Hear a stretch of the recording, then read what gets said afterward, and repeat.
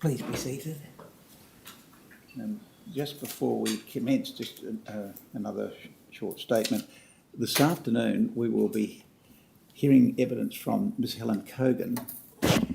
In paragraph 6 of Ms Cogan's witness statement, she indicates that in the first decade of this century, she was a member of the board of Daughters of Charity Services. I too was a member of that board for some of that time, to the best of my recollection, in the earlier part of the decade. And in addition to that, Ms Cogan and Commissioner Jenkins were co-staff members at the then Crown Solicitor's Office, and Commissioner Jenkins has retained a personal friendship with Ms Cogan. The commissioners have considered those matters and do not believe that they create any possible conflict of interest, but it is disclosed as a matter of public record. Now, we have Mr Harrison. Mr Harrison.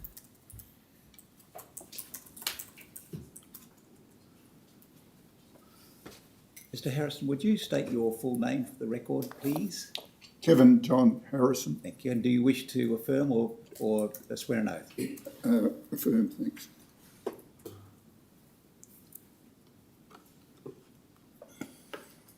I, Kevin John Harrison, sincerely declare and affirm that the evidence that I give to this commission shall be the truth, the whole truth, and nothing but the truth. Thank you. Mr Harrison, please sit down. And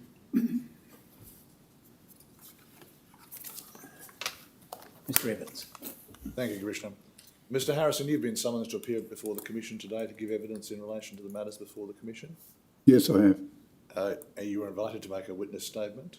Yes, I was. And you have prepared a witness statement. Yes, I have. You have a copy of that in front of you, I believe. Yes, I do. You've read the contents. Yes, I have. They are true to the best of your knowledge and belief. Yes, they are. I attend to the witness statement. The witness statement of Kevin John Harrison, dated the 14th of May 2021, bearing the document identifier number GWC.0003.0008.0003, is admitted into evidence and as an exhibit.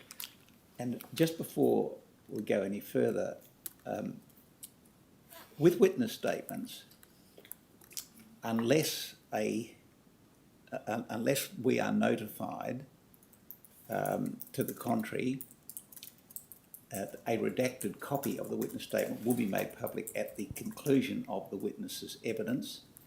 If there is a request for an earlier production of the witness statement to a particular entity, we will let the parties know. So that will be the general procedure. So it's up to the parties, if there's a problem, to let us know. Thank you, Commissioner. Thank you, Mr Evans. Mr Lee. Thank you, Commissioner. Mr Harrison, at paragraph 10 of your witness statement, you explain that you were first appointed to the Gaming and Wagering Commission for a 3-year term on 1 January 2006. Is that correct? Yes. Generally this morning, when I'm talking about the Gaming and Wagering Commission, I'll refer to it as the GWC for brevity. You were then reappointed for 2 further terms, each one being 3 years in length, in 2009 and again in 2013. Is that correct? Yes.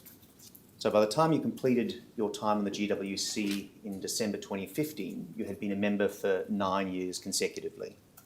Is that right? Somehow it turned out to be 10. And when you say it turned out to be 10, how? Well, 1st of January 2006 to the 31st of December 2015. Where the extra year snuck in, I think must have been in the second term. Thank you. Because you had completed with the GWC by December 2015, you were not a member of that body at the time of the machinery of government changes in 2017. That's correct, isn't it? Yes. So when you refer to department in your witness statement, are you there referring to the Department of Racing, Gaming and Liquor? Yes. And when I use the word department in these questions, that's the department I'll be referring to as well. Now, paragraphs 5 and 6 of your witness statement, you've set out a brief summary of your career and you note that you were employed by Hospitality Holdings Limited and the ACE Group Proprietary Limited, and you've listed positions from 1964 until 1991. Yes, Do I understand correctly from what you say in your CV that those companies, Hospitality Holdings Limited and the ACE Group Proprietary Limited, were related companies in a larger group? they were related by ownership. And so were you working for both companies but under a single ownership umbrella? Yes, And in the course of that time, from 1964 until 1991, you worked in a number of accounting-related positions. yes, And additionally, you worked between 1982 and 1986 as a director of Noah's Limited, which were managers of various five-star hotels in Australia and New Zealand. yes. While you were working for Noah's, were you also still working for Hospitality Holdings Limited, or did you leave the one business and then come back to it at a later stage? No, I worked for both. Now, you also mentioned that you had taken some courses in accounting, but you did not complete your diploma before you were called up for national service. Yes, Notwithstanding that you didn't complete your diploma, as a result of your experience with Hospitality Holdings and the ACE Group, do you consider that you had a good understanding of accounting fundamentals and financial management by the time you left that organisation in 1991? yes, And in addition to your commercial work, you've also had extensive experience on various governmental and corporate boards and committees prior to your appointment to the GWC in 2006. Is that right? yes, Some of the more significant roles that you've listed in your witness statement include that you were a commissioner and then chairman with the Western Australian Tourism Commission between 1993 and 1996. yes, except I actually, it should be 97 because after I retired from full-time employment as chairman, the government asked me to remain on as a commissioner for a further year. Thank you. You also say that between 1993 and 1994 you were the chairman of the Rottnest Island Authority, Yes, and between 1993 and 1996 the chairman of Events Corp, yes, and lastly between 1993 and 1996 also the chairman of Rally Australia. yes. I'm familiar with Rottnest Island Authority and Rally Australia, but can you just explain to the Commission what Events Corp is or was? Yes, Events Corps was charged with running all the events in Western Australia at the time, similar to Rally Australia, but like the Hopman Cup, World Cycling, and various other major events. And you also list a significant number of other boards and committees, including for state and national bodies, in your CV. Am I right in reading that CV as suggesting that you have been involved continuously in board or committee positions for approximately 30 years? Until 1996, and after that, because of my health, I stopped a lot of my employment with committees and boards. All right. Do you consider that as a result of your experience with boards and committees, you have a good understanding for what is required for the successful operation of such boards and committees? Yes, I'll come back later to what sorts of things those might be. But at this stage, would you agree that one of the key responsibilities for a board or a committee is the provision of strategic or high-level leadership? yes, You also explain at paragraph 7 of your witness statement that you have chaired a review into the Western Australian Tourism Act 1983. yes, Do you consider, whether as a result of that review or otherwise, that you are proficient at being able to read and understand legislation? yes, I'm going to ask some questions now about your qualifications that were relevant to the work of the GWC. Is it fair to say that before your appointment for the first time in 2006, you didn't have any experience in the organisation, management or regulation of casinos or casino gaming? yes, Is it also fair to say that prior to your appointment in 2006, you didn't have any experience in the wagering, gaming or racing industries? yes, More broadly, although you'd been on a number of governmental boards and committees, prior to being appointed to the GWC, you hadn't had any experience in working for an organisation that was a regulatory agency. yes.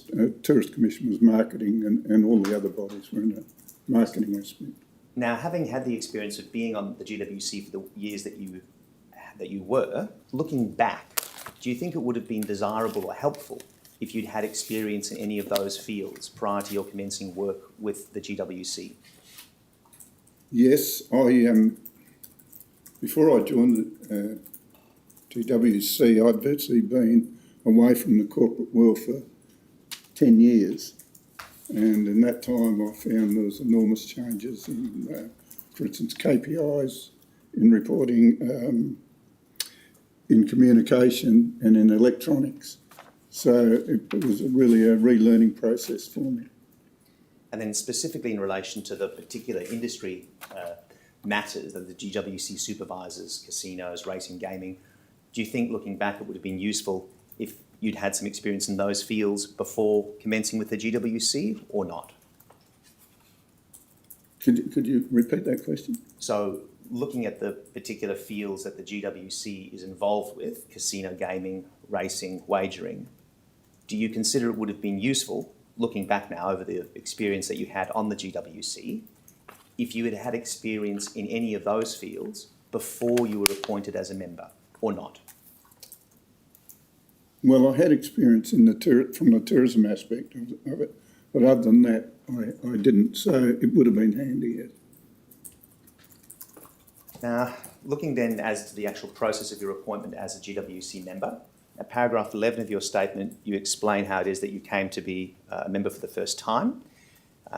If I understand correctly, you say that you were approached by an officer from the office of the Honourable Mike McGowan, who was then the relevant minister, and the officer called you up to find out whether you might be interested in being a member. Is that correct? Yes. Do you have any idea how that officer came across your name?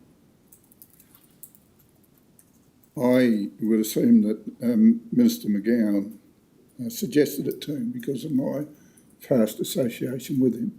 Had you previously done work with Minister McGowan? On an advisory capacity, yes. Did the advisor explain to you what it was that a role on the GWC would entail? No. Did they have any broad comments as to what it was that the GWC did that you can recall? No. You also say at paragraph 12 that the Minister invited you to send your CV to the then chairman of the GWC, who at that stage, I understand, was Mr. Barry Sargent. Is that correct? Yes. Did you send that CV to Mr. Sargent? Yes. Did Mr. Sargent contact you after receiving that CV? No. So was the process that you sent the CV off and then sometime later you were told that you had been appointed? Yes.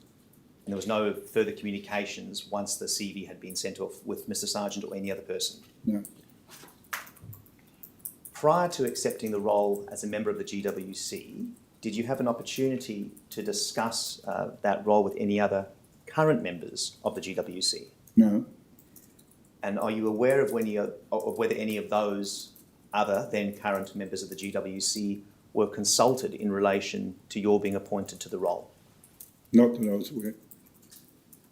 I've got some questions I'm going to ask you now about your induction process, and you've talked about that at paragraphs 15 to 22 of your witness statement. So you explain that when you first commenced with the GWC in 2006, you received a verbal briefing. Is that correct? Yes. Was that an in-person briefing? Yes. You say at paragraph 15, the briefing was by then GWC chairman and then Chief Financial Officer, Mr. Terry Ng. So do you mean that both Mr. Sargent and Mr. Ng were in the same briefing? No, separate briefings. So there were two briefings that you received? Yes. Can you just run us through the content of what each of those different briefings was about? Well, in Mr. Sargent's case, it was explaining the various government departments that were involved in the with the Commission, and in Mr. Nigg's case, it was more of the financials and understanding of how they work. Do you have any recollection now as to what sort of information you were provided in relation to the financial aspect? No, I was given a budget and it explained how the department funded the Commission through it. And so that was your understanding at the time, that the department was the agency Yep. which provided the Commission with its funds. Is that correct? Well, the funds, yes. And is that the understanding that you had right the way through your time as a member of the GWC? No, most of the funding, of course, came from outside sources, from receipts from the commission, from the casino and other areas of jurisdiction. But there was a government provision given to the GWC to cover their costs, which were recovered, which they charged us, and we then forwarded on to them. All right, so if I understood it correctly, you said there was some source of funding from external areas, and the casino was one that you nominated, and then also funding from the government. Did I have that correct? Yes. And in terms of the funding from the casino, do you understand what the source of that funding was? Well, from licence fees, a return on a percentage return on the turnover. And in terms of that licence fee that the casino paid, do you have any awareness or understanding as to the purpose for which the funds received as the licence fee were to be put?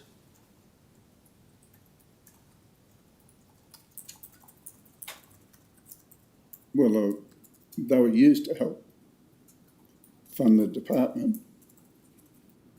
And when you say they were used to fund the department, how is that they were used to fund the department? Well, in its operations. Sorry, they were used to fund the commission rather than the department. Okay, and when you said to fund the commission, do you have any recollection now as to what sorts of things the money would be spent on for the commission's operations? Well, most of the commission's operations were covered by the department, so the only other expenses really were the commissioner's fees and incidentals of that nature. All right, I'll come back to the financing issue in more detail later. Moving now to the briefing that you received from Mr. Sargent. You say at paragraph 16 of your witness statement that information provided to you was about powers, responsibilities and obligations of the GWC, and then likewise your personal duties and obligations as a member. Is that correct? Yes. And then you said that paragraph 17, to the best of your knowledge, Mr. Sargent gave you relevant legislation, and you've indicated what legislation it was. And then at 18, you say he verbally referred you to the legislation impacting on the GWC's activities as listed in the annual report. Now, by paragraph 18, do you mean that Mr. Sargent went through the annual report with you and pointed out to you legislation that impacted on the GWC's work, or something else? No, he just indicated that I should have a look at the 2005 annual report to update myself on what had happened in the past 12 months. You say at paragraph 16 that you don't remember in detail what Mr. Sargent said. Do you recall roughly how long this briefing with him lasted? About 1 hour. And do you recall the gist of what it is that Mr. Sargent said, in particular in relation to the sorts of work that you would be expected to do while a member of the GWC? No. Do you remember whether you and Mr. Sargent discussed the regulatory approach of the GWC? And by that I mean the objectives or the outcomes that the GWC was seeking or would try and procure. No. Given that you've described this as a verbal briefing, am I right to assume that you did not then receive any written documentation that specifically set out for you what were the powers and duties and function of the GWC? Yes. And you explained that paragraph 17 of your statement that you were given some copies of the relevant legislation as it existed at the time. Yes. Did you have a chance to read that legislation? Parts of it. And did Mr. Sargent go through any of that legislation with you at the time? No. Was that the extent of your induction? Yes. And when you say that you read parts of the legislation, do you recall whether, having done that, you formed any view as to what it was that was the purpose of the GWC or the function it was there to achieve? Yes. And can you let the Commissioner know what that is, or what that Well, was? there was a regulatory body that was focusing on gaming and wagering. So focusing on gaming and wagering obviously is the area of focus, the scope. Yeah. What was it trying to achieve within that scope? To achieve that, it was achieving the objectives of the government in what they wanted, in ensuring that that they were looking after what the community would be happy with gambling, was of a satisfactory nature, and that there was protecting the industry and protecting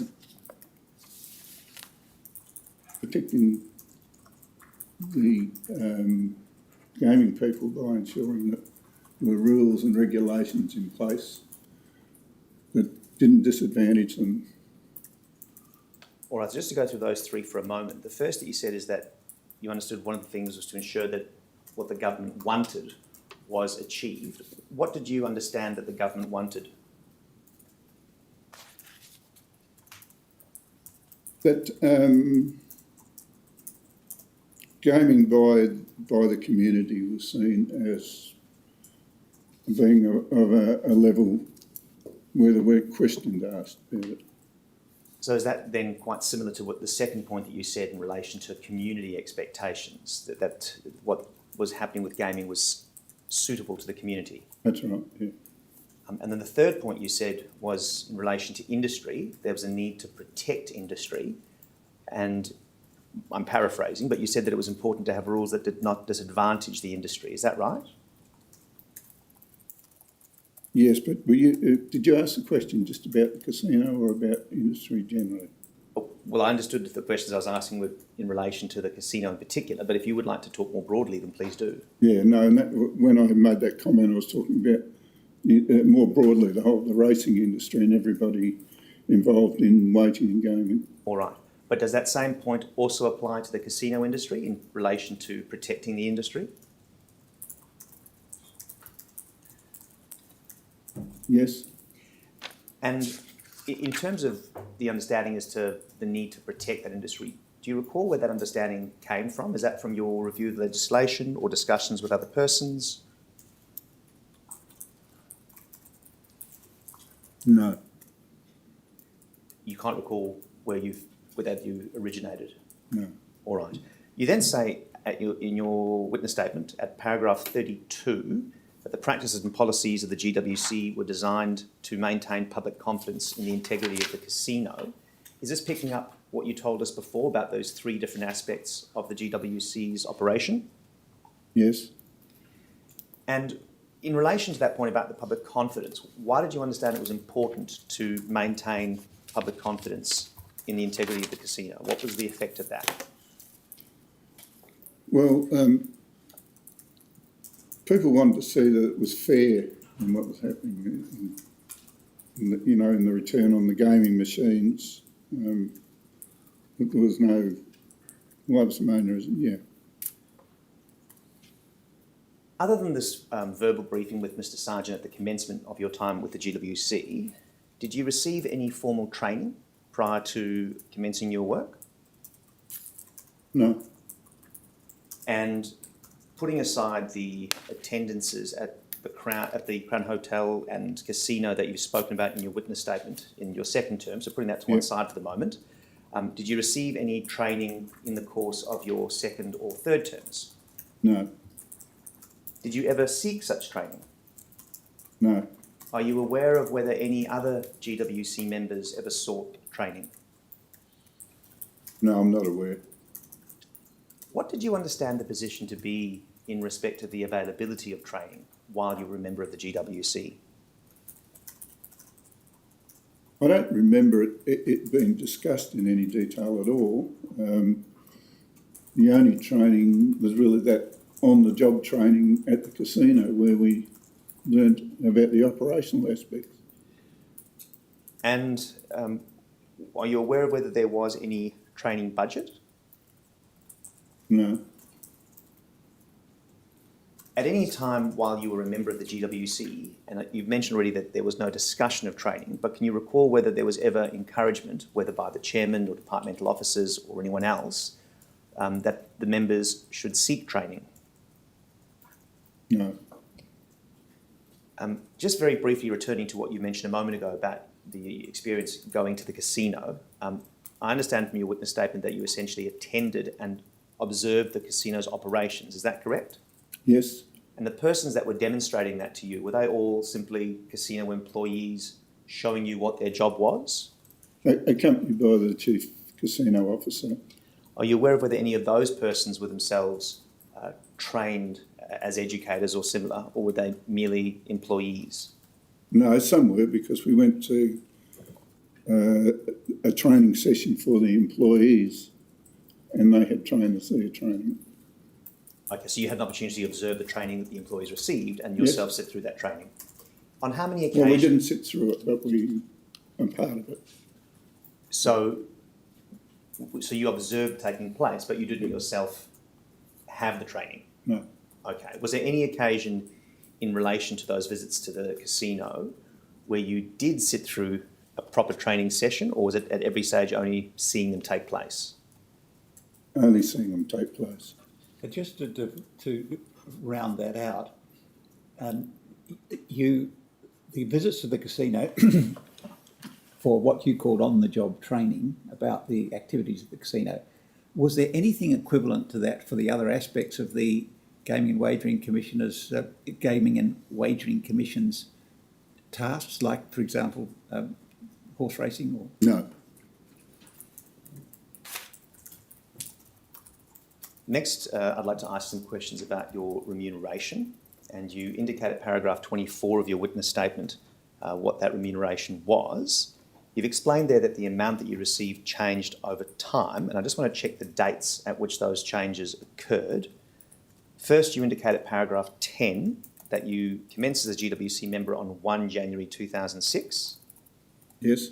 Then at paragraph 24.1, you say that you initially paid a fee of $11,500 per annum. Yes. So does that mean that in that first year, so starting 1 January 2006, in that year you were receiving $11,500 per annum?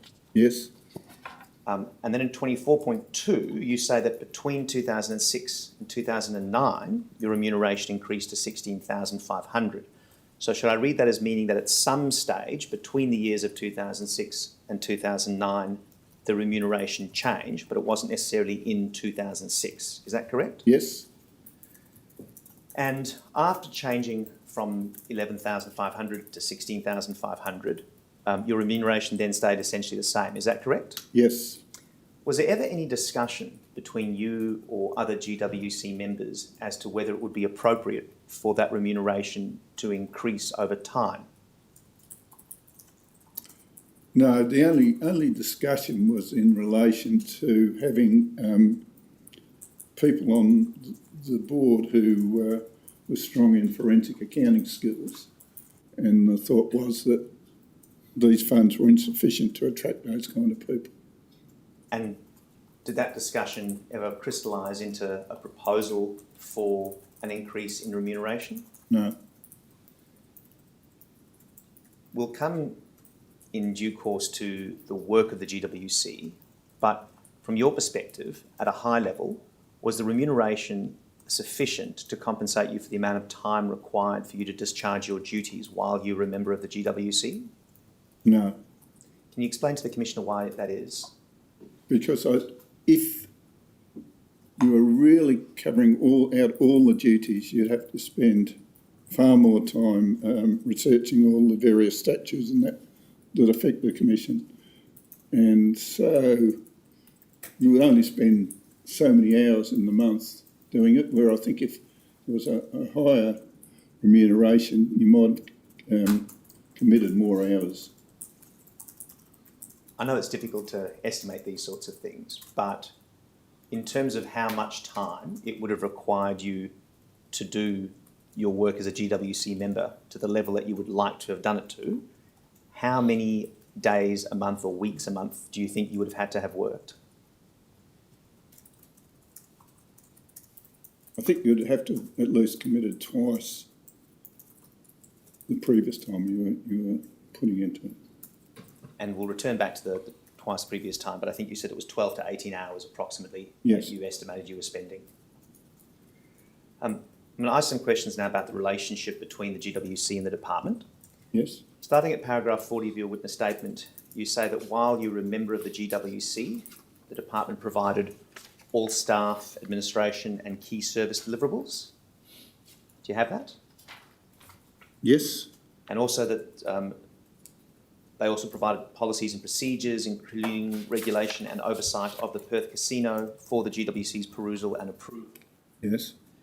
So, in relation to the statement that they provided all the staff, do you consider that at the time you were a GWC member, there was a clear delineation in roles for persons who were working as departmental officers and also working for the GWC?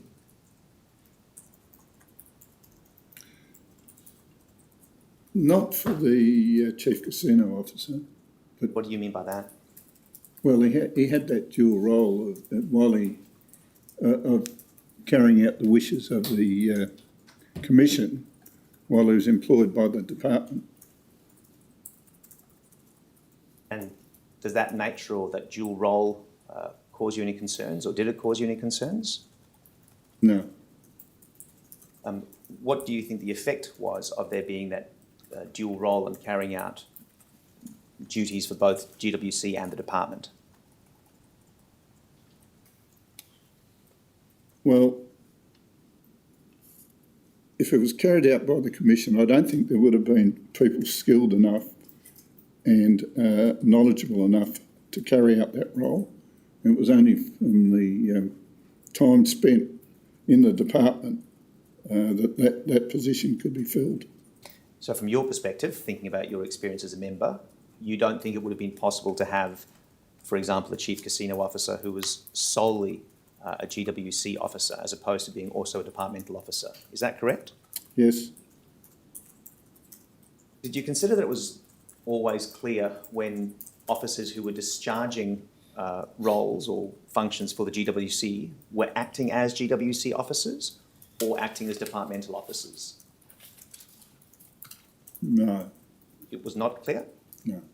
And why is that? Well, they had to.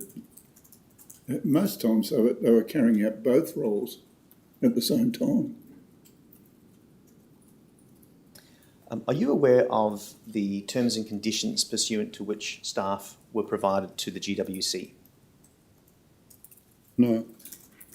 Are you aware, perhaps at a high level, of whether staff that were being provided to discharge GWC functions were full-time or part-time employees for the GWC?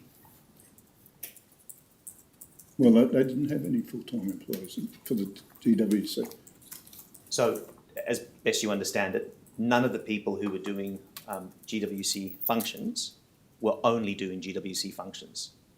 Oh, yes, sorry. I thought you meant were they full-time for the GWC, but they were full-time for the department, but they carried out, for instance, inspectors were full-time until I think about 1910, 11, and then their job was changed and they were spread more widely around the department's functions. So up until that point, there had been some people who were purely GWC, Yes. carrying out purely GWC work, and then after that time, they were doing both GWC and departmental work. Yeah, the people based at the casino were on a full-time basis. Did you notice any change in the quality of work or effectiveness of work once there was that change that you've talked about, no longer being full-time inspectors? No. Are you aware of the rate of pay at which officers were charged the GWC? So those persons who were, for example, inspectors, are you aware of what amount of revenue they were receiving, or what the GWC was paying for? No. Paragraph 51 to 53 of your statement, that's under the heading Adequacy of Support. You discuss inspectors working and watching the games 24/7 and inspecting casino operations. So these are the inspectors we spoke about a moment ago. Yes. Did you understand that this was the primary service that departmental staff were providing on behalf of the GWC, this watching of tables? Oh, they had to, the total watching was to ensure that the casino's operating manual was being followed. So that was just one of their jobs. Can you just tell us, now that you've mentioned it, about the casino's operating manual? What's that? It's a manual that covered all the policy and procedures within the casino. And what sort of matters were dealt with in relation to those policies and procedures in the manual? Well, everything involved in the operation of the casino, the running of the gaming tables, the whole gamut of the casino operation. And when you mention running of the casino tables, does that mean that it's focused on the actual gaming operations of the casino? Yes. Just going back to the staff for a moment, did the GWC exercise any oversight in relation to those staff members who did work of the GWC? No. Do you know if the GWC had any policies or procedures that applied to guide those officers when carrying out work for the GWC?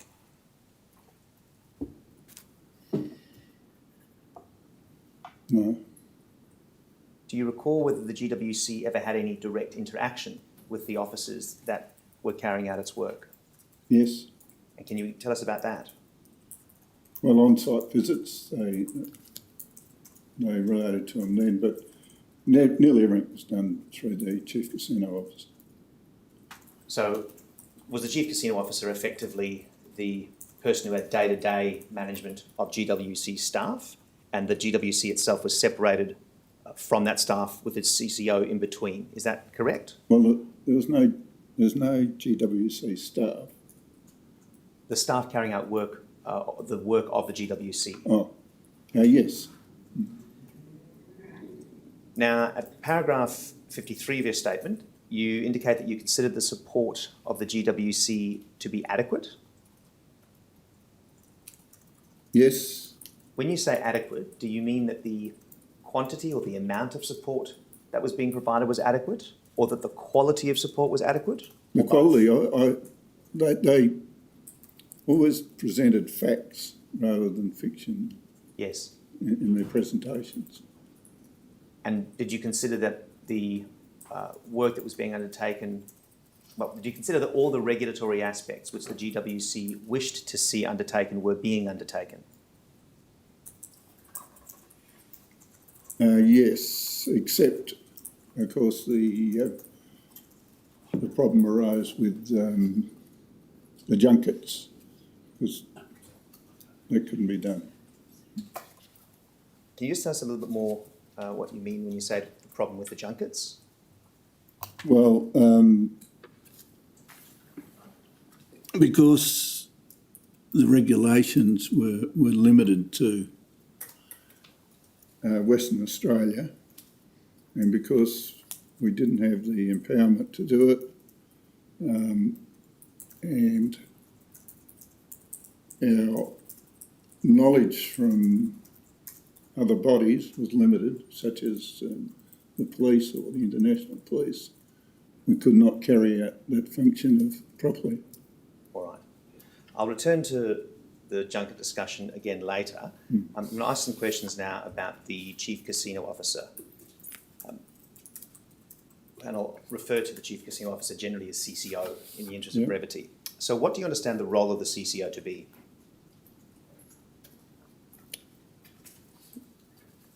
Well, he was in charge of all compliance by the casino, and he was the liaison between the department and the casino as far as ensuring that the casino manual was properly carried out. So you mentioned the casino manual at paragraph 35.1 of your statement. You say that the CCO and other staff liaised with the casino to review and update operational risks with the casino operational manual. Is that correct? Yes. Can you just explain what you mean when you say update operational risks?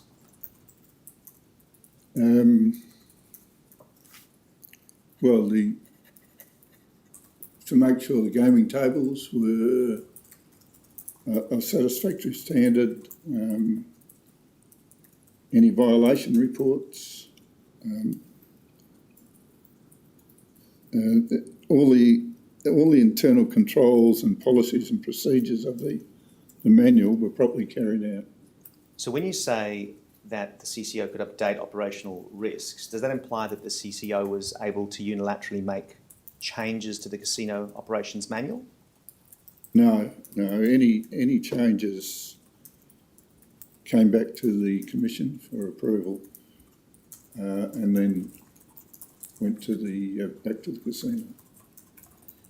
Then in relation to other matters that you identify in your witness statement for the CCO, you say at paragraph 36 that he also provided information on the risks and controls associated with junket operations, money laundering, cash and electronic transactions. In what way did that information get provided to the GWC? Could you repeat that again? Sorry. The information that you referred to at paragraph 36, in what way did that information get conveyed to the GWC?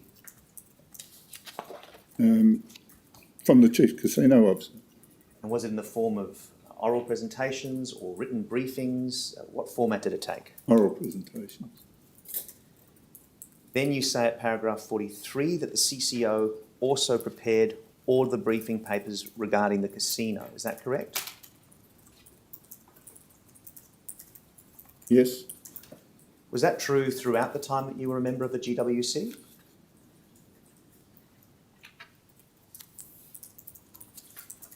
Yes.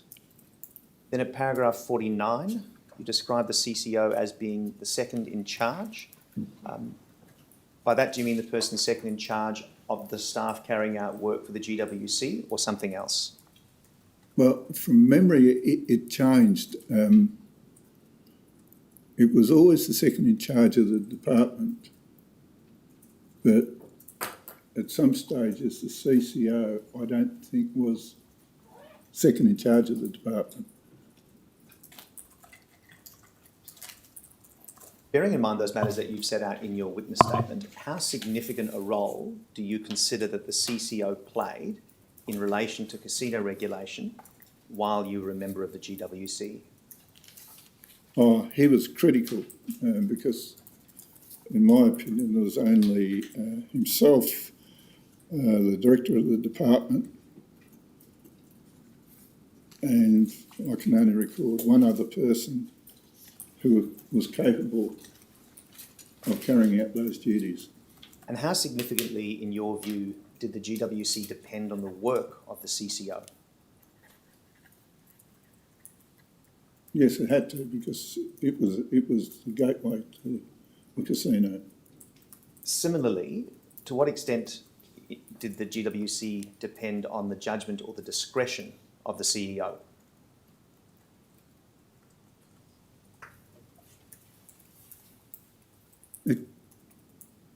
It took his guidance, but didn't necessarily agree with it at all times. Mm-hmm. So there were occasions where... Did you say the CEO or the CCO? The CCO. Oh, sorry, I said CEO, meaning the head of the department. No, it at times disagreed with his recommendations. And again, thinking back over the course of your time on the GWC, was it more often than not that you would accept the recommendations of the CCO or not? No, we would accept them, yes. Do you have any sense as to the proportion of advice that you would accept as opposed to advice that you would not accept from the CCO? Oh, the vast majority was accepted. Vast majority, thank you.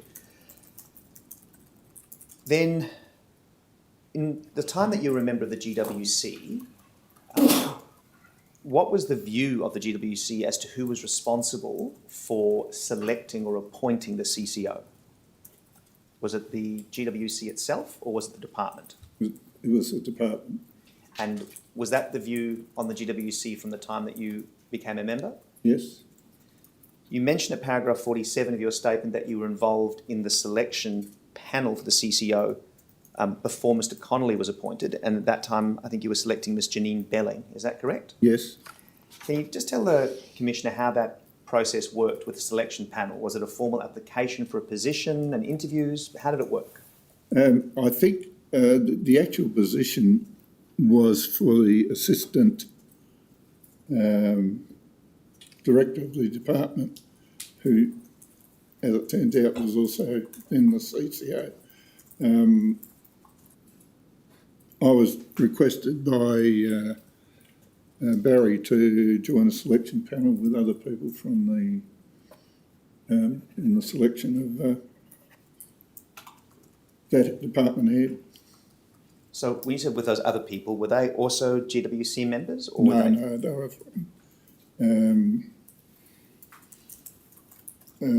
Public Service Commission staff. What is your understanding as to what the situation would have been had there been a person appointed to this role that you say, the assistant director, and therefore also being made the CCO, if the GWC had not been happy with that choice of person as the CCO? It never arose. Do you, and this may be a question that you can't answer because you may not have considered it, but if that situation had arisen, would it have been open to the GWC to insist upon a different person for CCO, in your view? Yes. And how would that have worked? Well, you had to have requested it through the departmental head to ask for a review of the position. And would that have been a review of the position that the person was appointed as an assistant director of the department, or a review of the automatic linking of the directorship and the CCO-ship? I think of the automatic linking. So did you understand that automatic linking to be essentially a policy decision as opposed to a legislative requirement? Yes, I think it may have become a legislative requirement towards the end of my term. That's my voice.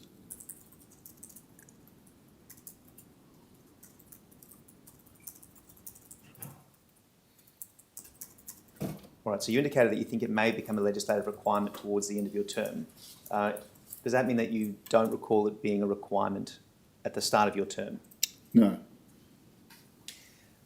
Can I ask some questions now in relation to... Just before you do, you said that the role of the Chief Casino Officer was critical, and you said that there was only the CEO, meaning the Director General of the department, I presume, and Deputy Director, and you said, and I can only recall one other person who could carry out those duties. Were you thinking there of one other person as in the holder of a particular office, or an individual? An individual. And can you name that individual? I'll think of the person's name in a minute. He was... All right, just yeah. if you do think of it, just Yeah. mention it at some stage. Yeah. And sorry, was that during the entirety of your 10-year frame? Yes. Oh, Michael Egan. Michael Egan. Yeah. Thank you, Commissioner. Now, Mr Harrison, I'm going to ask some questions in relation to the actual work that you did while you were a member of the GWC. Yeah. So paragraph 25 of your witness statement, you estimate that the amount of time to perform your role was approximately 10 to 12 hours per meeting, including preparation and attending. Is that correct? Yes. Am I correct in reading what you say at paragraph 25 to mean that your role was primarily concerned with preparing for and attending meetings? Yes. What form did that preparation take? Preparation was reviewing the papers and some research. When you say reviewing the papers, what papers are you referring to? The board papers that were provided to you, which were quite substantial. And those board papers, what do they consist of? the previous minutes, any actions from the previous minute that had not been completed, so past papers, and then a list of recommendations for the current meeting, and a report on the results for the previous month. And the recommendations or the items that you were going to consider, who were the authors of those recommendations? From the heads of the various sections within the department. For instance, the CCO reported on all the casino matters. The financial manager reported on the finance. So in your experience in relation to the casino regulation, was it typically the case that recommendations were written by the CCO? Yes. Did you have any input into writing the agendas? No. Are you aware of whether any other GWC members had any input into writing the agendas or putting items onto the agendas? Only from matters arising, I would have, yes. What do you mean by that? Well, from previous meetings, they may have requested some research to be done into a certain aspect and then for the report to come back. So when you say from previous meetings, at least from your perspective, was it never the case that at some time between meetings you might have an idea or a thought and then communicate that to the department or the CCO and ask that to be included on an agenda item? I never did. Other commissioners may have. Yes. When you say may have, are you aware of whether any did? No. Did you have any discussions with other GWC members out of session? So that is not at the meetings itself, but perhaps in the lead up to the meetings. Yes. Can you tell the Commissioner about those?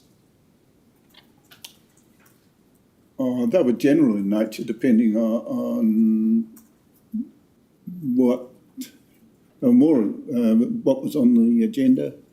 They were just in general without being specific. Can you recall how often it might be that you would speak with other GWC members prior to attending a meeting? Very occasionally.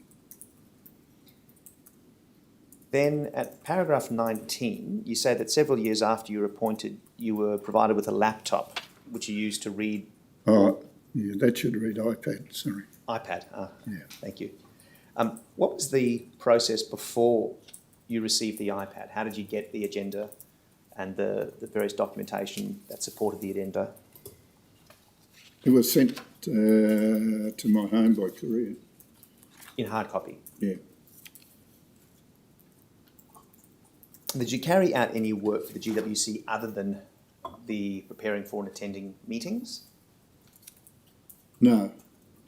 At paragraph 26 of your statement, you've made a reference to ad hoc commitments, and then you've estimated that that may have been an additional 6 hours, perhaps a month on GWC work. Can you just explain to the Commissioner what you mean by ad hoc commitments? Like attending a race meeting, attending the regulators conference, things of that nature.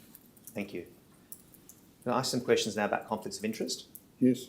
At paragraphs 54 to 58 of your witness statement, you touch on the question of conflicts of interest, and you explain that you were there given verbal guidance by Mr. Sargent in relation to conflict of interest procedures, and in particular told that you couldn't be involved in gaming practices, and that word appears in paragraph 56 of your statement. What do you mean by gaming practices? Well, the Casino Control Act, in that case, prohibited us from being involved in any gambling.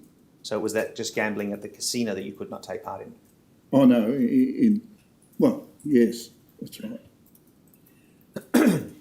But was the guidance that you shouldn't take part in gaming generally? No, Only in relation to the casino? yes.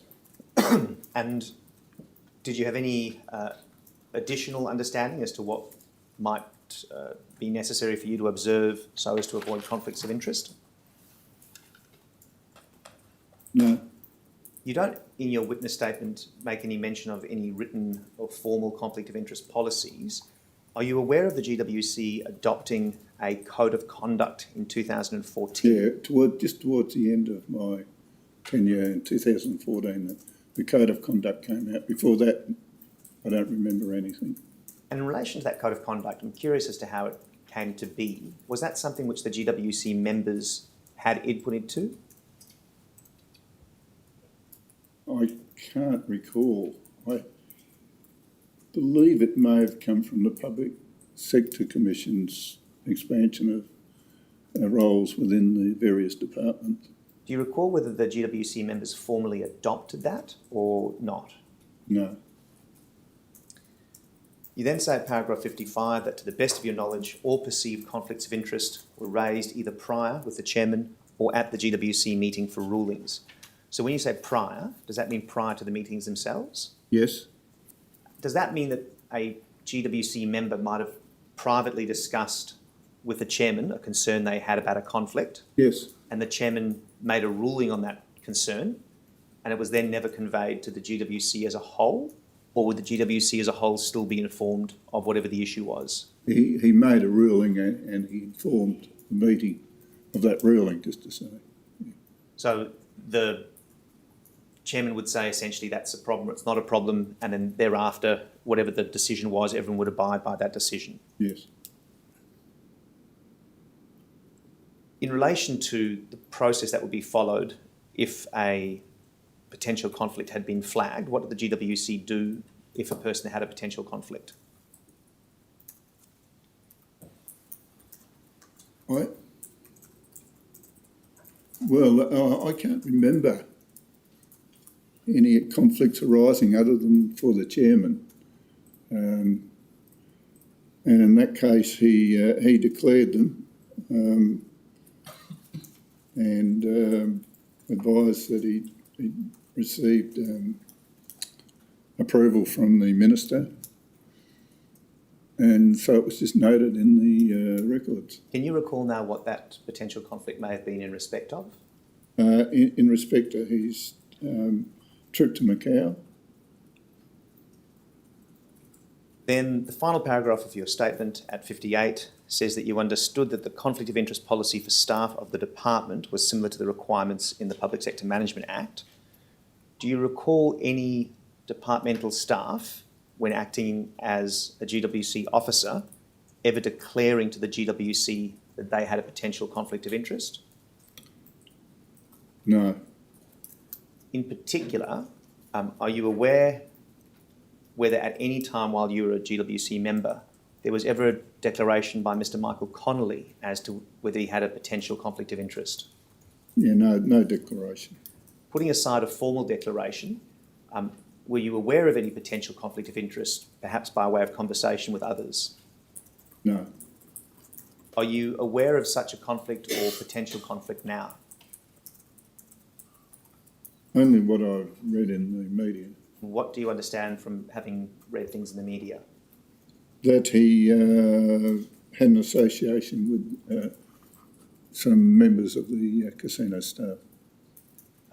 Now that you have been informed of that association, and thinking back to what we said earlier as to the significance of the CCO's work for the GWC, do you have any concerns as to whether Mr. Connolly's discharge of his duties may have consciously or unconsciously been affected by this association? I don't know enough details about that to really comment.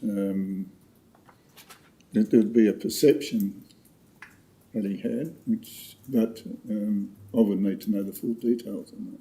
And accepting that you are not in a position to offer a view, if it had been the case that the association had affected the discharge of his functions, could that have impacted upon the work of the GWC? Yes. And in what way might that have impacted if it had been the case? Well, I guess inside knowledge would be the word. What do you mean by that? Well, in general discussions between something could pass that could be detrimental Moving now to paragraph 20 of your statement for a moment. You explained there that from around the time of your second term in 2008, almost every second meeting was held at the casino. Yes, So does that mean that towards the end of 2008, that's when the GWC started meeting at that casino? yes, Were these meetings, was the entirety of the meeting being conducted at the casino, or only those parts of the meeting that dealt with casino matters? no, the entirety of the meeting. And whereabouts in the casino were these meetings conducted? In one of the meeting rooms, either in the hotel or in the conference centre. If we can please call up DLG.0002.002.001.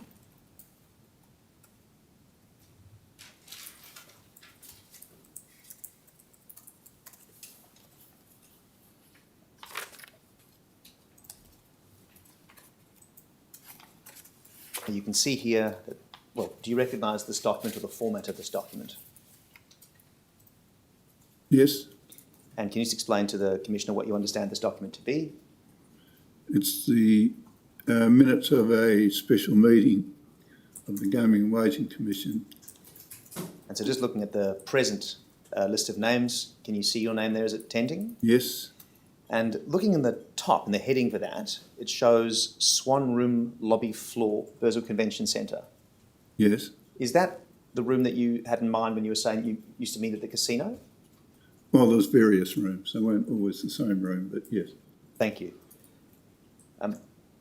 Do you know whether the casino charged the GWC for the use of its facilities while it was meeting there?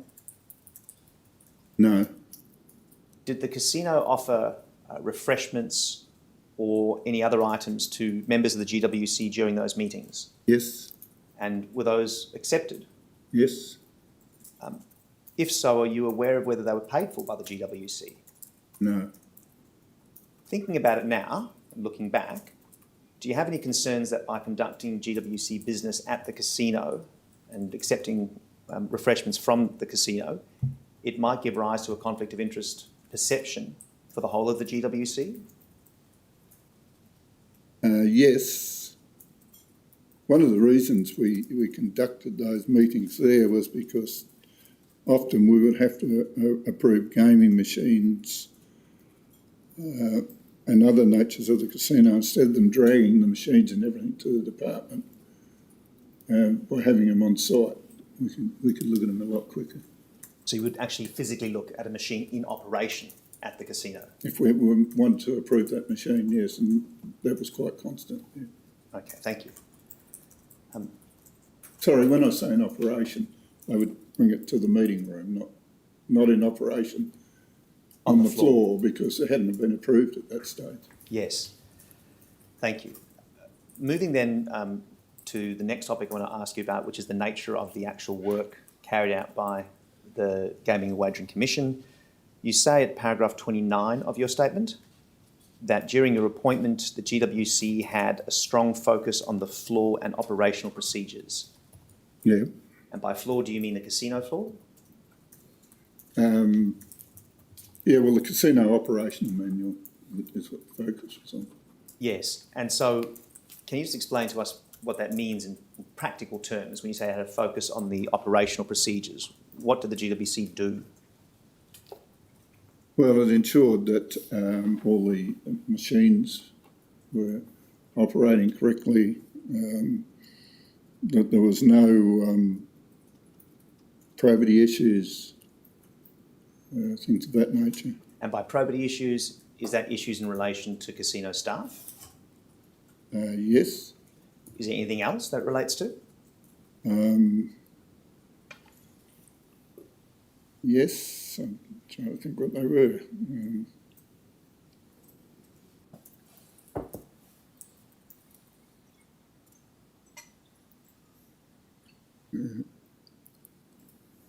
Trying to think what they were.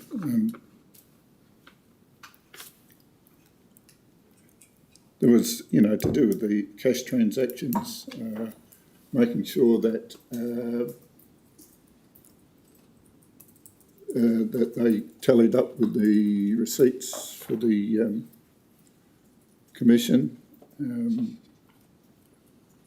They checked all of the floats, ensured that all the security was in place. And were these all matters that the GWC would then review? Yes, So is it fair to say that the GWC was largely focused on the transactional or operational aspect of casino regulation? yes. How does that focus compare with your experience on other boards or committees?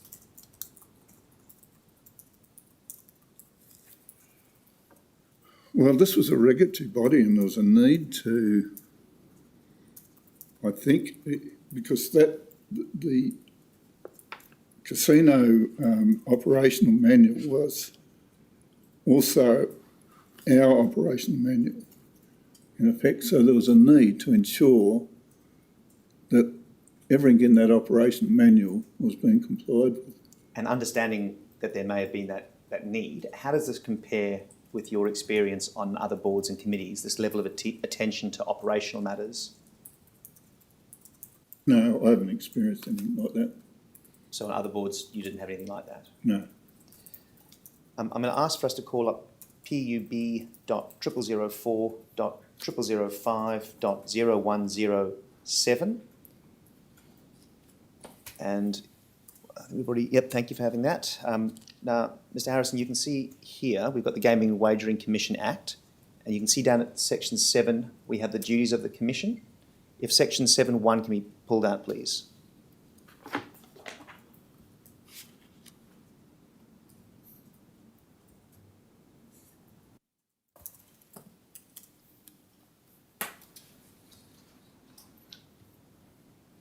Have you been able to read that? Yes. So looking at section 7.1a, talking about the GWC's duties to administer the law relating to gaming, do you understand that the operational matters that you've spoken to the Commission about were comprehended by that section of the GWC Act? That it was a question of administering the law relating to gaming? Yes. And during the scope of your time, or the time rather that you were a GWC member, did you have regard to other provisions in section 7 of the GWC Act, in particular section 7.1BA, F and G? And I'll just ask if we can bring up 7.1BA, please.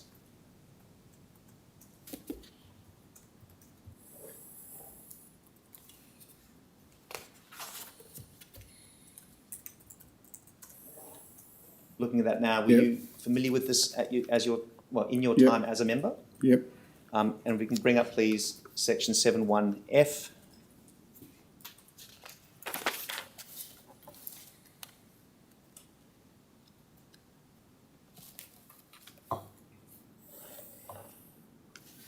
Yes. Chance to read both of those? Yep. So thinking now about those duties, can you tell the Commissioner about any occasions in which you formulated any policies as contemplated by section 7.1BA? New policies? Yes, so when you were a member of the GWC, can you think of any occasions where the GWC did formulate or implement policies for the scrutiny, control and regulation of gaming and wagering?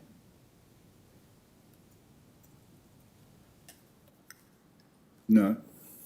Similarly, in relation to section 7, subsection 1, subsection F, can you think of any occasions where the GWC advised the Minister as to any matter relating to gambling? The chairman met with the minister on various occasions, but the only other time, no, not for gambling, no.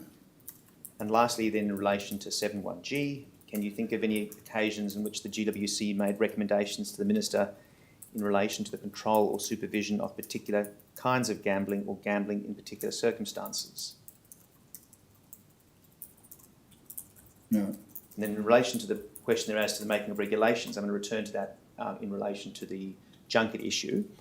But sitting here now and thinking about those aspects of the duties of the GWC as compared to the administering the law relating to gambling aspect, do you think, or could you estimate what the percentage breakdown was in terms of the GWC's work between the operational aspect and those policy aspects that we've just looked at?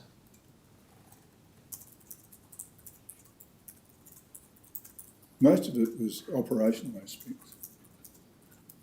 Can you, thinking now and casting your mind back, can you recall any occasion where the GWC positively determined whether that was an appropriate breakdown, and if not, whether there should be some different breakdown between those two roles? No.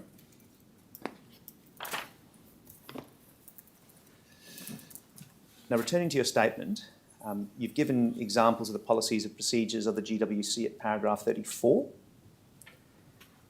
And at 34.1, you explain the approval and monitoring of gaming machines is one of those functions. Yeah. You also there talk about minimum customer return. Can you just explain to the Commissioner what a minimum customer return is? Oh, okay. That was in the control of the electronic gaming machines. In Western Australia, we had a separate timing on all the machines to, in effect, slow down the turnover a little bit. And does that mean that one of the roles of the GWC was to scrutinise whether that timing was correct? Yes, but also we stipulated the timing on the machine. So the machines had to be especially made for Western Australia. So you both created the standards and then reviewed and enforced the standard, is that Yes, correct? that's right. Then at 34.2, your witness statement, you talk about licensing process with probity checks on persons seeking employment at the casino. Yeah. Is this what you were referring to earlier when you were discussing probity in your evidence before the Commissioner? Oh, before I was talking probity generally, I think, but in this case, yes, it's for the security officers and the Crown staff. And so again, is this something that the GWC was directly involved in the assessment of probity of employees, or was it something that was done by staff on behalf of the GWC? No, it's done by staff on behalf of them. And then did the GWC have any review function in relation to matters affecting the probity of employees? Yes. And can you just tell us in broad terms what that was about? Well, they had to have police clearances, and we had our own form of probity checking. And if there was a case of misdemeanours or anything, the casino people could be brought before the Commission for either disqualification from acting as an employee or a fine. The next set of questions I'm going to ask you are in relation to some more details about these sorts of operational matters, but I am noting the time, Commissioner. I wonder whether this might be a convenient time. Why don't you go through till about 20 past 11? Thank you, Commissioner. So if we can please bring up GWC.0002.0016.0142.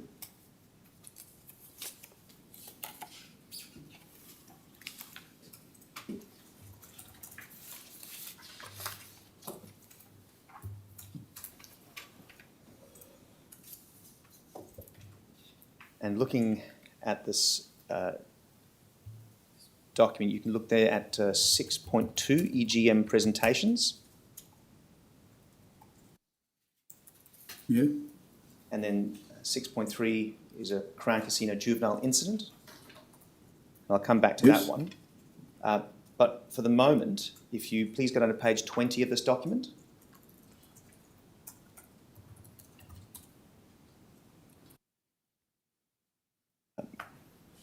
Now,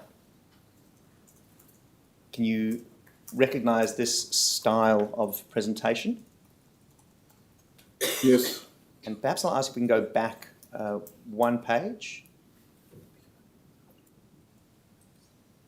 And you can see there the cover of the recommendation for this agenda item. And there's an explanation that there's going to be a demonstration of the game by some Crown employees, and underneath that there's already been a presentation to some staff, and those names of the staff are listed there. In relation to those staff names, do you recognise those persons, Ms Perry and Mr Menino? Yes, The titles that they have there, Director Liquor and Managing Licensing, are those titles which are departmental or GWC titles? departmental. All right. So then looking down through the actual documents themselves that you received as part of this agenda item, so going back down to 20.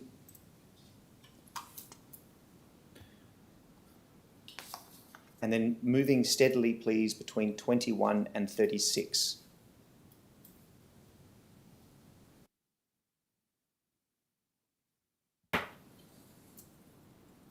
So looking at these pages as they come up, in particular in relation to the graphics, is this essentially showing what the game would look like to a punter? Yes, And what is the purpose of an item such as this being in the agenda for review by the GWC?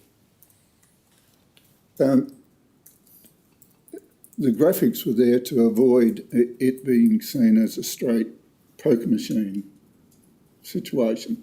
It could be recognised as being different.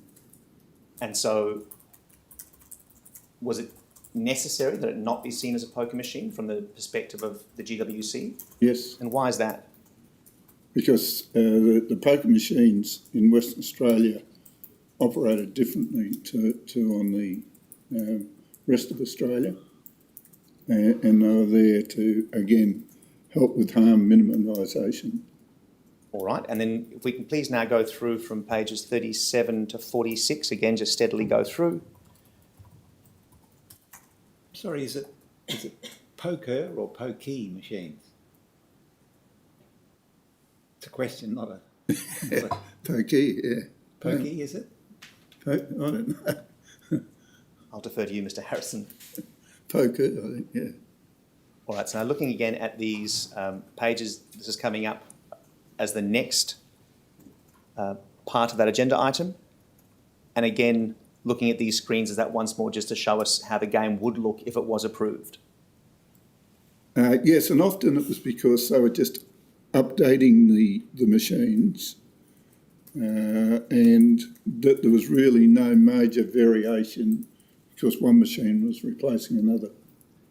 And how often would the GWC end up looking at items like this, an update of a machine or a new machine?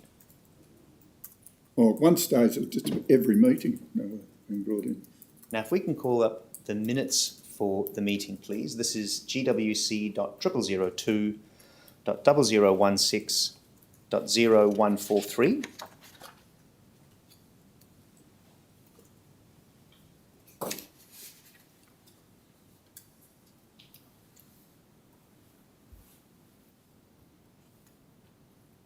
And you can see it, page 1 that shows you were present at that meeting. Yes.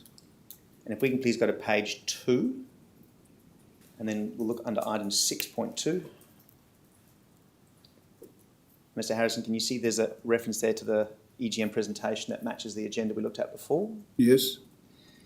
And it shows that Crown staff entered the meeting at 9, presumably to display the game at that point, Yes. and then left the meeting at 9:15. Do you have that? Yes. And if we can go back to page 1, please.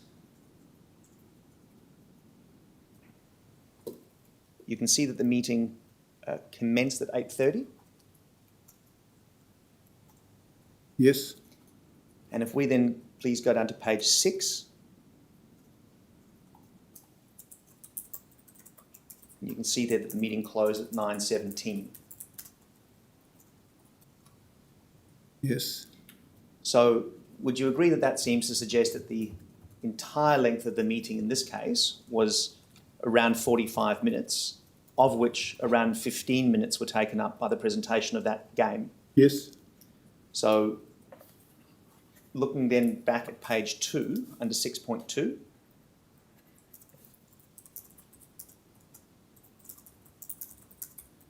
you can see that there's a resolution there under 6.2 to approve in principle the game. Yes. And because we know that the meeting was closed at 9:17, we looked at that a moment ago, and we can see that the Crown staff left the meeting at 9:15, would you agree that this means that no more than 2 minutes was spent by the GWC discussing the presentation to decide to approve the game? Yes, Now, in terms of the reason for this discussion, you've explained already that it's to make sure it's not a poker machine, in essence. Can we please call up pub.0004.0005.001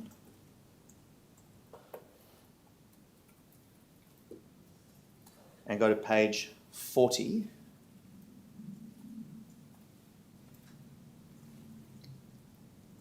And looking there at section 22, subsection 1, subsection A, which allows the Commission to declare any game except for a game played with poker machines. Is that the source of the prohibition, to the best of your knowledge?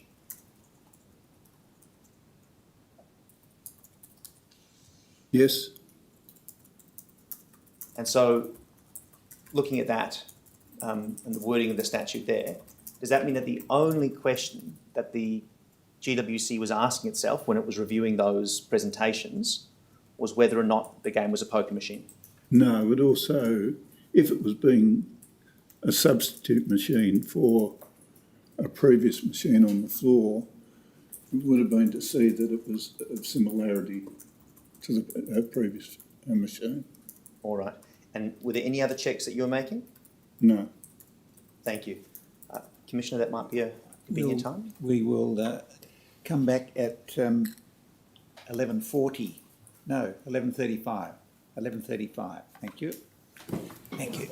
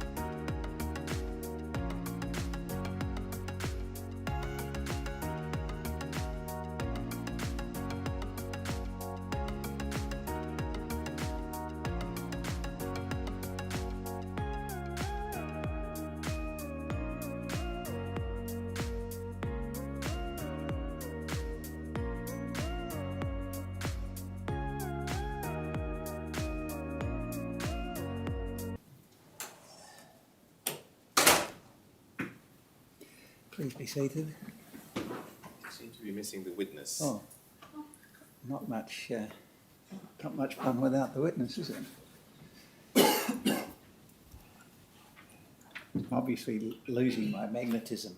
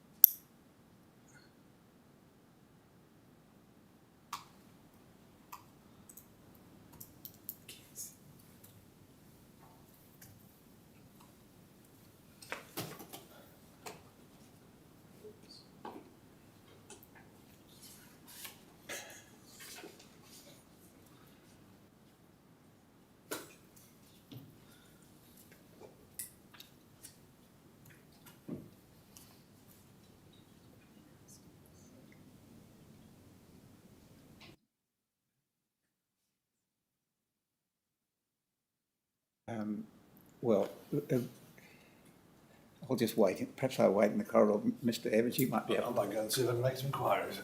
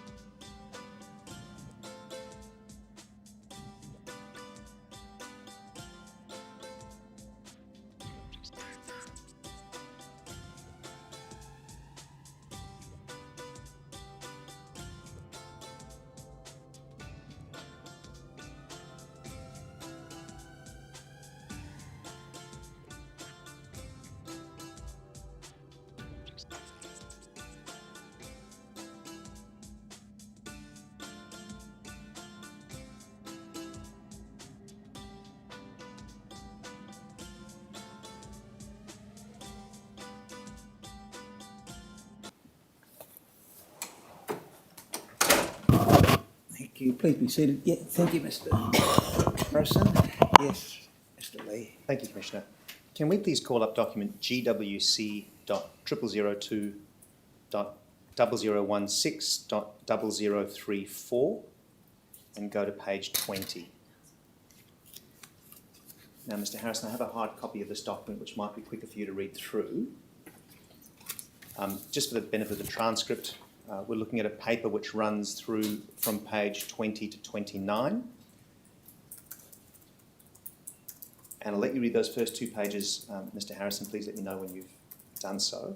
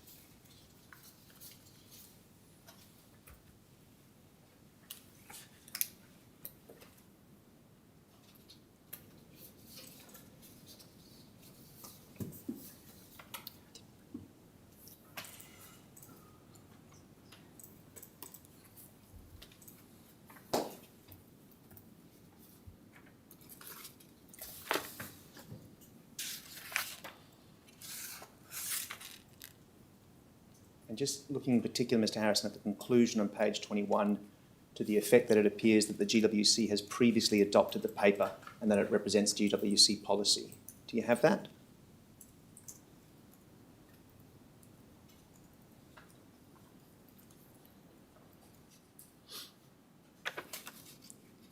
sorry, where? On, So the second page, what you have there, do you see how it concludes in that final paragraph that it appears the paper was previously adopted by the Commission in a December 2005 meeting and represents Commission policy?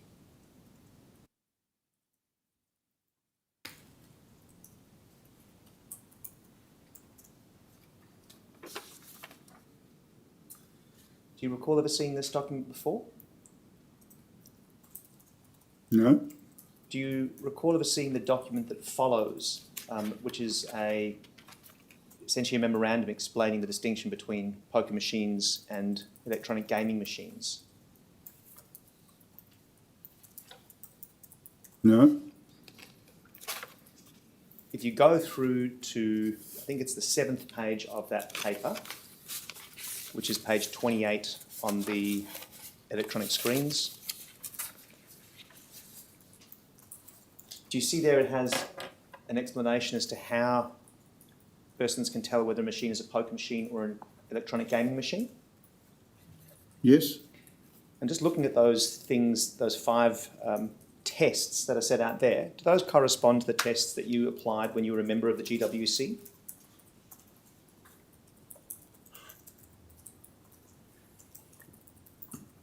yes, And would it be fair to say that the guidance that's set out there is quite prescriptive? It doesn't require much by way of use of discretion. yes, In these circumstances, if the GWC was applying this sort of test to assessing games, did the GWC ever consider delegating its function of approving these games to an officer so as to free up the GWC's time to concentrate on other matters? no, Thinking about it now, do you think it may have been preferable to delegate in that way so that officers could decide approval of EGMs rather than requiring the GWC to approve each game?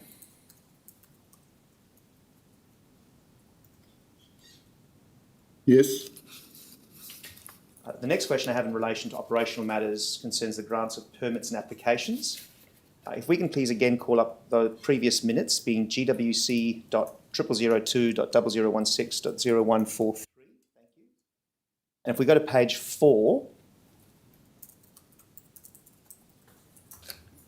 you can see there, Mr. Harrison, in relation to 7.2, there's a resolution to issue a gaming permit. yes, Gaming permit, I think. And then at 7.4, a little bit further down the page, there is another resolution, the first part of which is also to issue a gaming function. yes, In relation to 7.2 and 7.4, it appears that the issuing of those permits was not accompanied by any debate. At least there's no minuted debate in these minutes. Do you agree with that? yes, If we can just have the screen go down a bit so that 7.2 shows as well.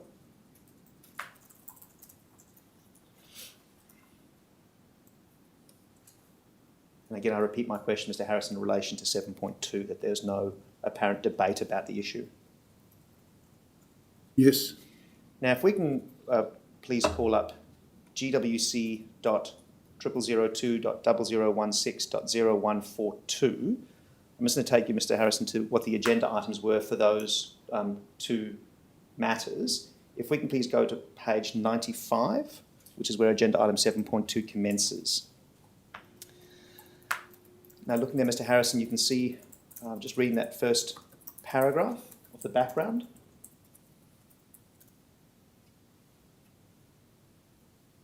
yes, So single function for 8 hours play. And if you look at the last paragraph of that page, yes, and you can see obviously the purpose of that is just as a fundraising activity. And then if Yes. we can go to pages 96 and 97. So you can see that's the application that follows. And then 98 and 99.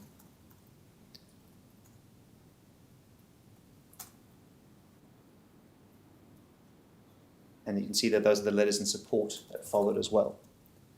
Now, would you agree, just looking at that paperwork, that the application in this case was in respect of what might be considered to be a low-risk event. Yes, And were these applications of a kind that were often dealt with by the GWC? yes, Do you consider that this is an application of a kind that might properly have been dealt with by way of delegation to an officer rather than requiring the GWC itself to review the matter? yes, I'm going to take you through one more agenda item, and that's at 7.4 that we looked at before. If we can please go to page 100.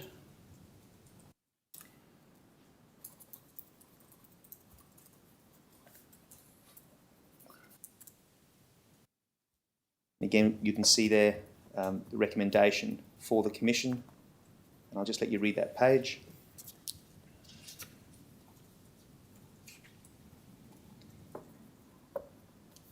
And in particular, just reading the background section, and let me know when you're done.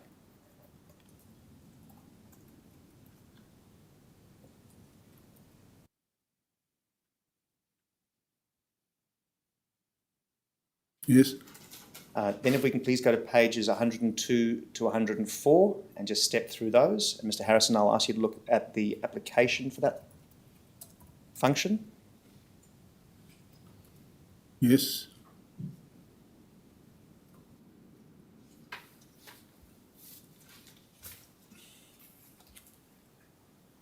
And then lastly, if we can please have up 105 and 106, and that's the letter in support of the application.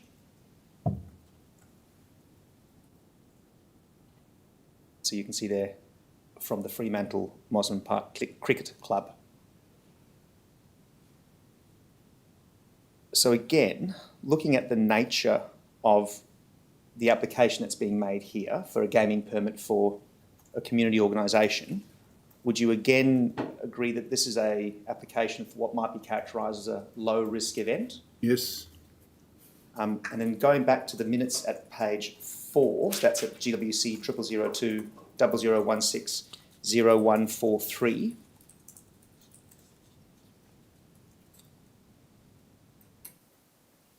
Again, noting that there was no objection, or rather no debate for 7.2, and that for 7.4, the final point, number 3, says allow future applications to be considered under delegation.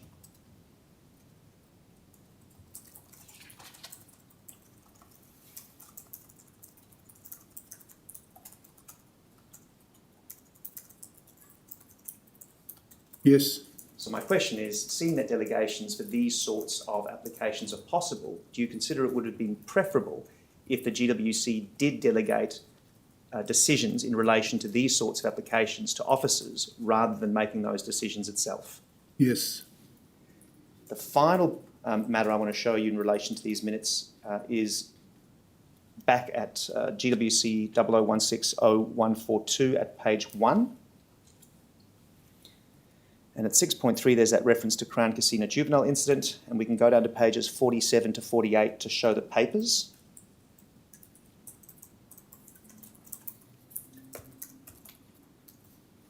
And you can see there that the recommendation in the box is just to impose a monetary penalty.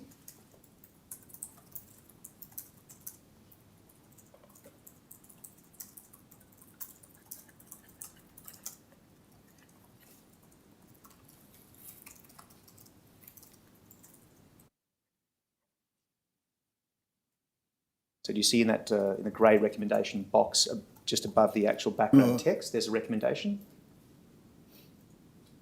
yes, And in relation then to the background, you can see in the first 2 paragraphs it essentially explains that there was an incident where a juvenile allegedly gained access to the gaming floor. Do you see that? yes, Then on page 48, you can see there's some dot points which explain the options available to the GWC in dealing with the matter. And Yes. they include censure or fine. yes, And then if we can go to pages 49 to 56, we'll go through step by step. That's an attachment which, looking at the date of 10 March 2015, appears to have been from the previous meeting. So if we can just go back 2 pages and show the date of the current agenda item, you can see that's April 2015. Then Yes. going forward to, we can see that the date there is 10 March 2015. So does it appear to you that this is a situation where we've had a matter considered at a previous meeting, not been decided and then bumped off to this meeting? yes, Then if we step down, please, from 49 to 56 steadily, that'll just show the materials that had been previously provided in support of the application, so a memorandum there.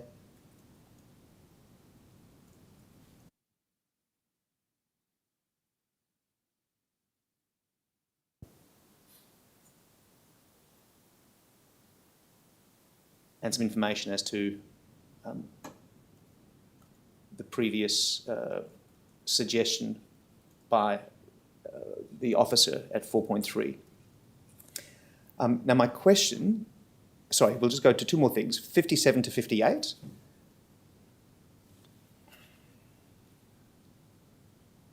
You can see there a show cause letter from the GWC to the person concerned, to the Yes. casino employee. Are you familiar with those sorts of letters? Yes. And then we can go to 59 to 60.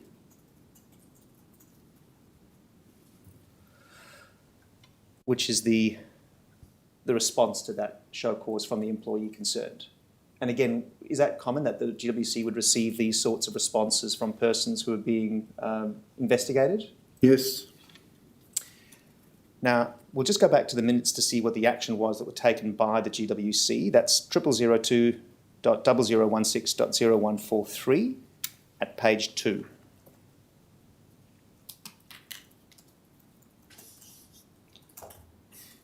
And finally, you can see that there's a monetary penalty of $100. Yes. And would you accept that if the penalty is $100, that suggests the GWC considered the matter to be one of relatively minor importance? Mr. Commissioner, just to be consistent, the name of the individual appears on that particular version where it doesn't on the other documents. yes, It ought to be redacted. We'll take steps to ensure that that redaction is completed. Thank you. So just going back to my question, Mr. Harrison, Yep. given that the fine ultimately imposed was $100, is it fair to say that the GWC regarded that as being a relatively minor matter? Yes. And looking at all three of the things that I've taken you through, the examples of the electronic game displays, the examples of the applications for gaming permits, and this disciplinary action, would you accept that all of those things are minor matters that may have been dealt with by delegated authority to an officer? Yes. Except the last one, that was a second offence, and often the idea was just to call them up to reassure them that if they had offended again, that it'd be far more serious.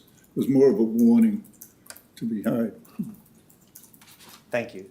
My overall question is in relation to the approach of the Commission in the time that you were there.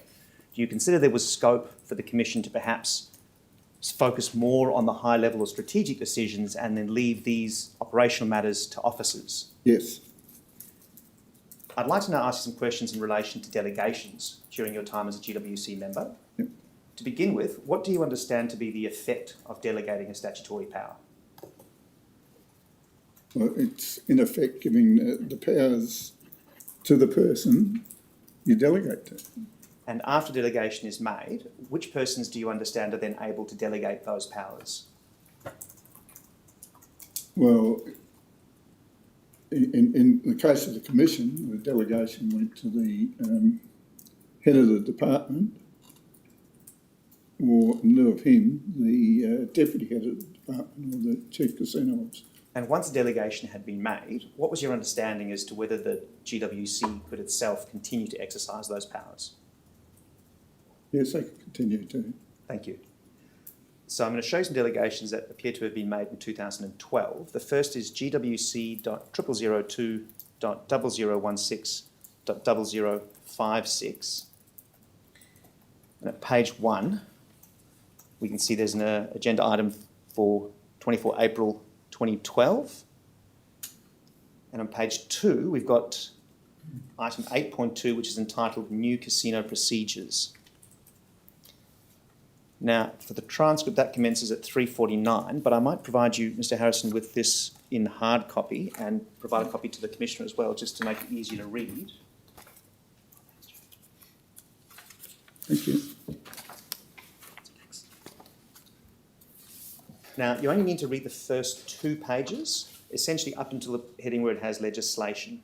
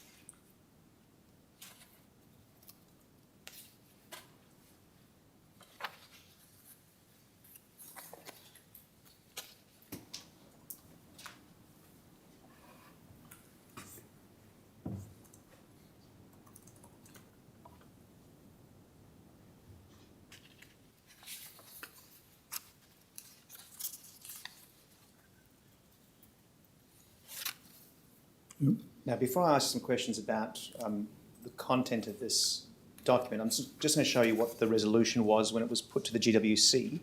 So if we can please call up GWC.0002.0016.0059. These are the minutes for April 2012 meeting, and you can see that you're showing as in attendance. Yep. If we can now please go to page 6.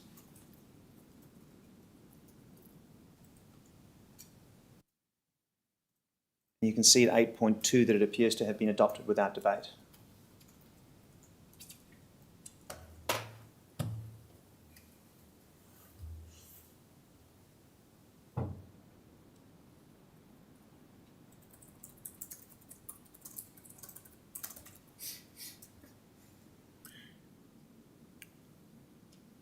I would believe there would have been discussion about it. Yes. Not,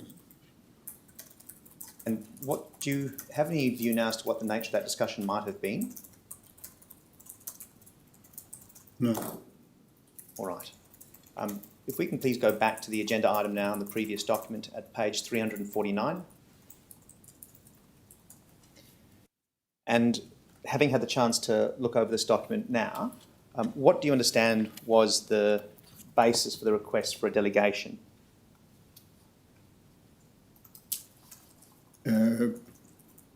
Well, it was to present things in a more timely basis. If they were of minor nature, they could be handled by the chief casino operator. So you say it's of a minor nature. Can I ask you just to look on that front page in the recommendation box where there's a recommendation as to 1 sub A sub 3, and it talks there about issuing a direction or amendment under section 24 of the Casino Control Act. Yes. And then if we can go to page 355 on the screen, please. You can see there at item 4 what was the actual language proposed of the delegation to give direction to the licensee with respect to the system of internal controls and administrative and accounting procedures. How significant do you understand? Sorry, where was that again? Oh, so item 4? 4.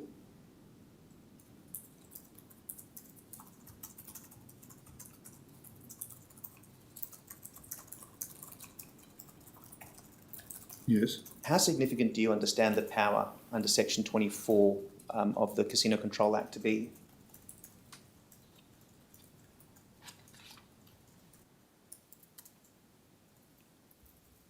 Well, it's a full power to clear direction. Do you understand that that power would allow the delegate to make changes to the casino operations manual? Yes. But, And, sorry, but it would always have to come back to the Commission for approval. so is it your understanding that if a delegate was to exercise that power, it would not take effect until approved by the Commission? No, well, when they're of a minor nature, and for the sake of expediency, he would approve them, but they would still have to then come back to the Commission for final approval. And was it your understanding that until it came back to the Commission, any direction that had been issued was not operative? Is that the effect of what you're saying? I don't know. In terms of that point about there would be a requirement for it to come back to the GWC, where was that requirement located?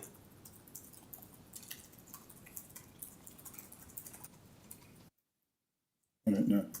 Are you aware of whether there was any written policy on that point?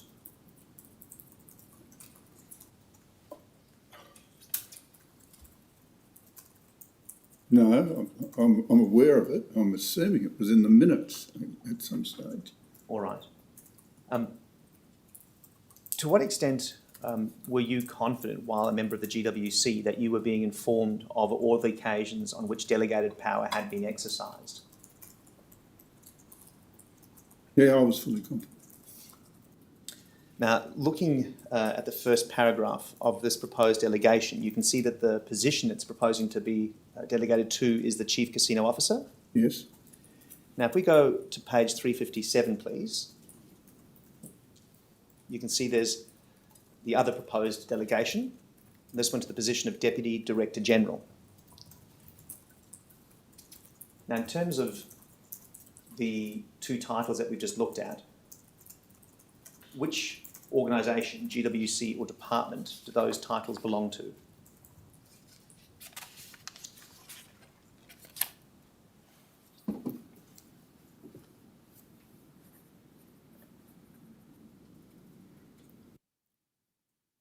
What date was this? July 2011. So just at that position there where it says position Deputy Director General, do you understand that to be a GWC or a departmental position? Oh, it's a departmental position. And if we go back a page, please.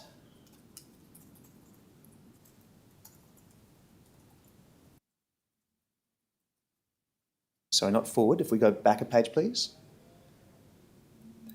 Oh, that is back. Oh, back one more page then, please. Thank you.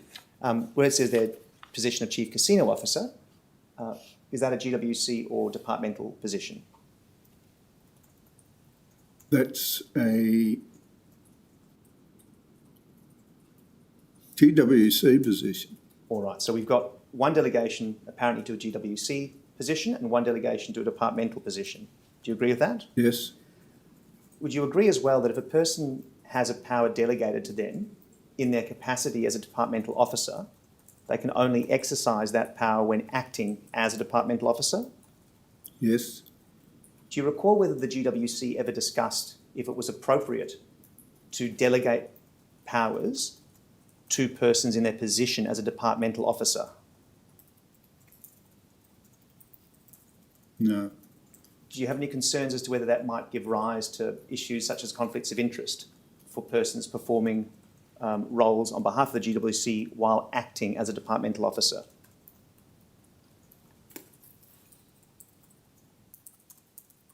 I think in this case it was understood that it was one and same person. All right. The next document I'd like to please bring up is GWC. Just before you do, I know this would be taxing your memory, but as you sit here now, can you recall any instance in which an approval to an alteration to the casino operating manual under delegated power by the Chief Casino Officer or the Deputy Director General, did come to the Gaming and Wagering Commission Board for further consideration or approval or anything? Well, they all did. Did they come simply as a list of powers that had been exercised, or were they submitted, as we've seen, in a paper with recommendations for any sort of further action by the Commission? They came as a paper advising the Chief Casino Officer had exercised his delegation, but asking for the Commission to approve that exercise. So your recollection as you sit here now is that exercises of delegated power were all submitted to the Gaming and Wagering Commission for approval? Best of my knowledge, yeah. All right, thank you. Thank you. The next document to call up, please, is GWC.002.0016.083. Now, can you see, Mr. Harrison, that these are minutes for a meeting in December of 2012, so that's later this same year? Yes. If we can go to page 7, please.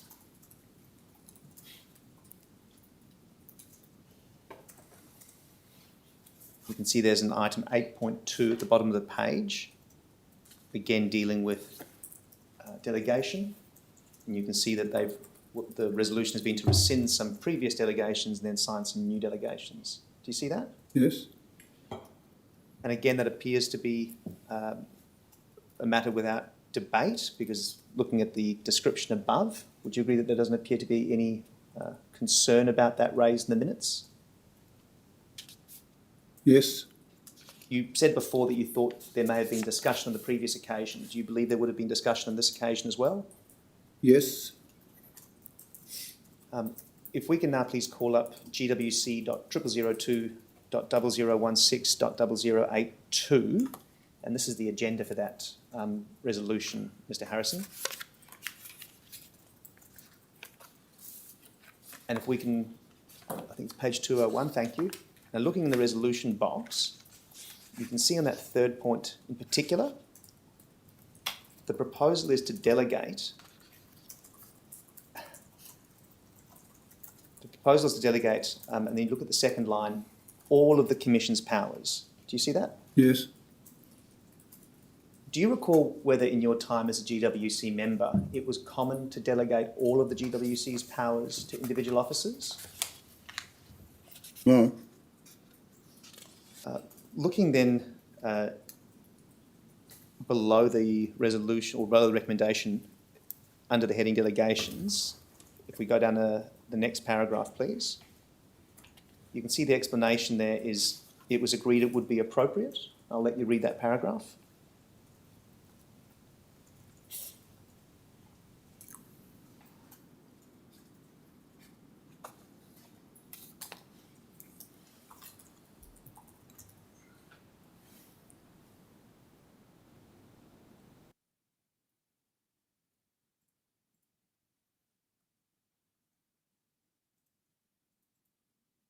Yes.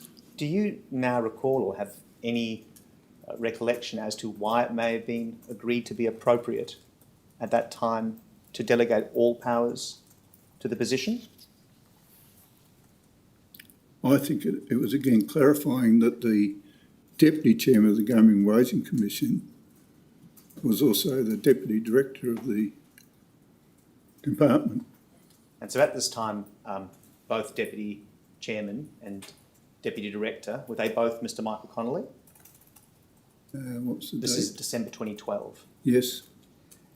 And Mr. Connolly, by virtue of being, well, in addition to those two positions, he was also the Chief Casino Officer, is that right? Yes.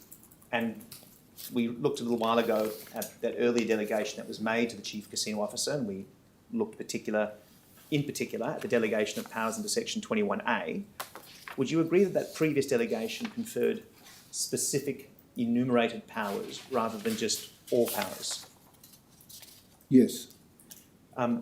Are you able to offer any insight to the Commissioner as to why, between 2 points in 2012, the Commission changed from delegating specific powers to delegating all powers to what was effectively the same person? No.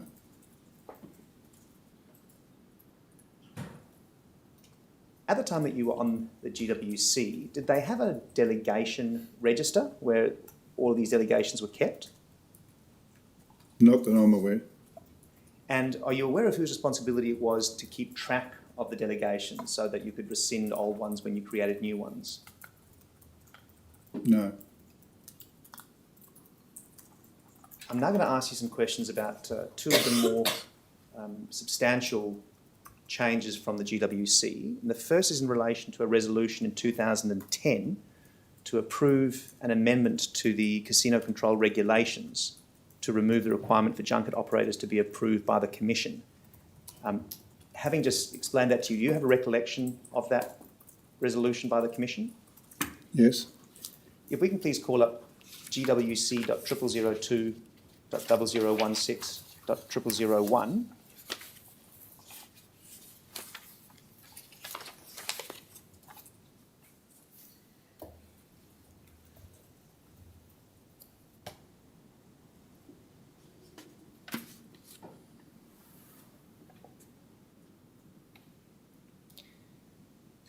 And I'll just note that the agenda says it's for 23 February 2009, but if you look down at the first item, the minutes, it confirms minutes of 15 December 2009.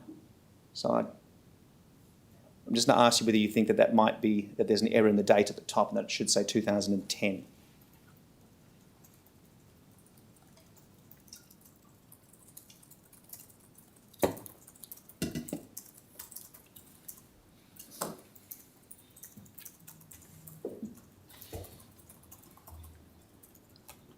This is a minute to the Department of Racing, Gaming and Liquor, which, Also, looking at the very top of the page, where it says Gaming and Wagering Commission, are these minutes of a format that you're familiar with? no, You don't believe you've seen these minutes before? no, I haven't. Well, I'll just show you the individual item on the agenda and see if that is something Yeah. that you recognise. If we go to page 3 for a moment, you can see there we've got 8.2, approval of junket operators and representatives. Yes. And then if we can please bring up GWC.0002.0016.001.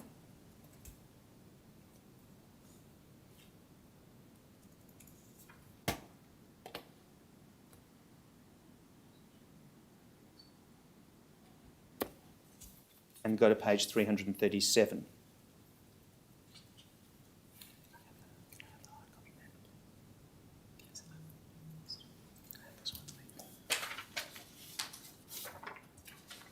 So now looking at this document, take a moment to read the recommendation and the background and the first 2 dot points. Does that ring any bells? No, again, this was a paper from the Racing, Gaming and Liquor. So looking at the top there where it says Commission Meeting Agenda Paper, this is not, to the best of your recollection, a paper that was provided to the Gaming and Wagering Commission. That's right. And if you just take a moment to read the background and those 2 dot points, and then let me know when you're done.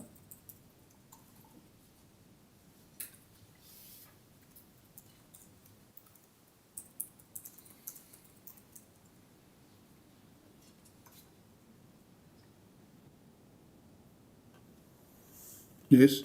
Is this ringing any bells as to a proposal that was put before the GWC in 2010?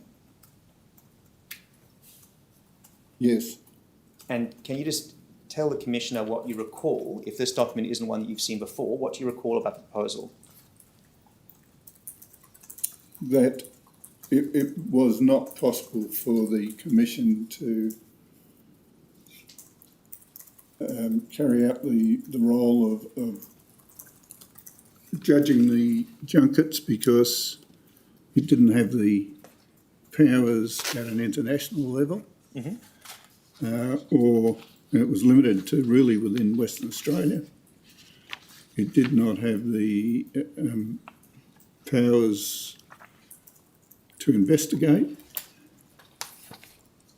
and that AUSTRAC was carrying out that role but providing limited information to us. If you just look through that document you have in front of you, well, actually, I think, if I can ask the screen, please, to bring up 345.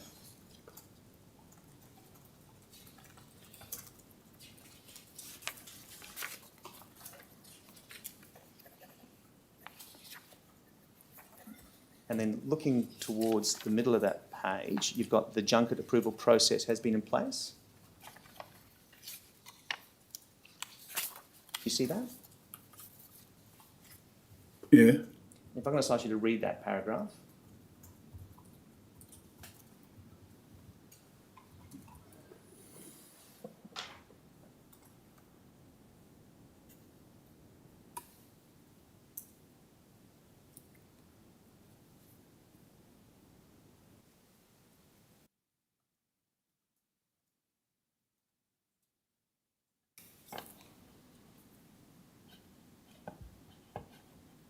Yes. Now, there's a comment there in the second line that says the process has been relaxed over time.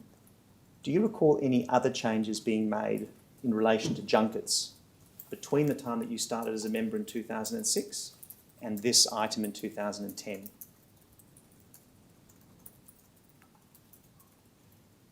No.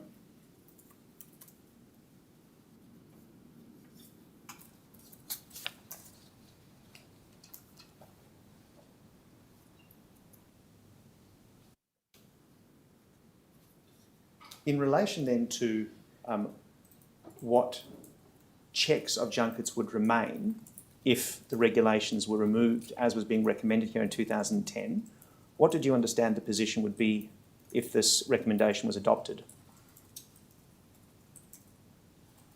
Well, it was felt that the Commission didn't have the investigative skills to police anything that the junket, within the junket. So there was really no role for it.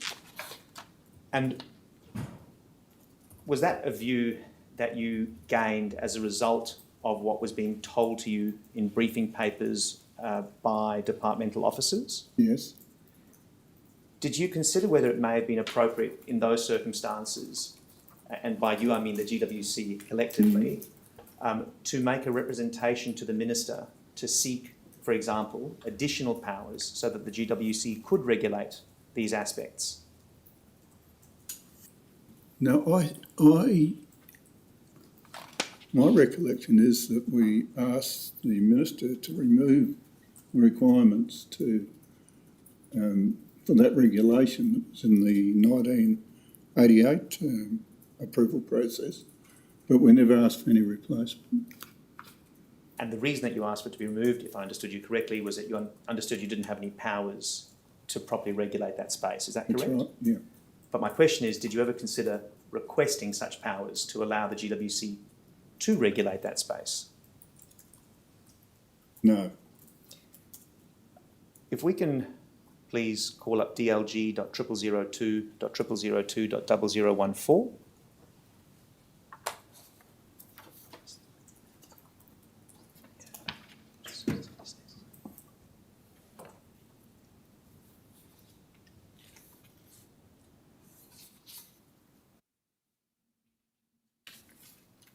Now, do you recognise this document as minutes of the GWC?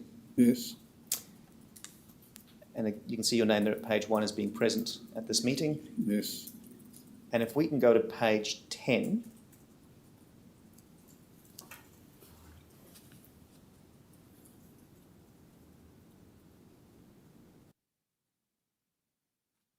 you can see they're down at 8.2 at the bottom of the page.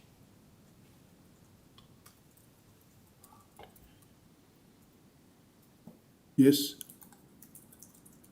And do you agree that's the resolution to approve amendment of the regulations by removing requirements dealing with junkets? yes, Is that relating to the same meeting that we've been talking about? yes.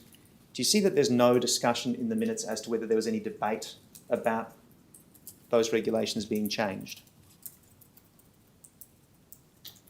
There would have been discussion and it would have been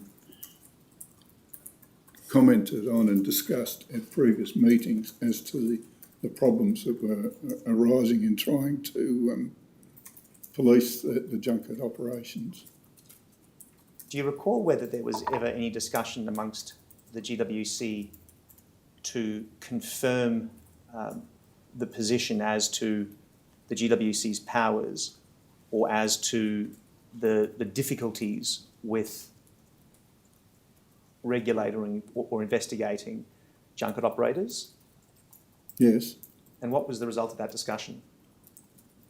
Well, that was the removal of the regulations and advising the minister. But What did you understand the purpose was of junket regulations prior to their removal?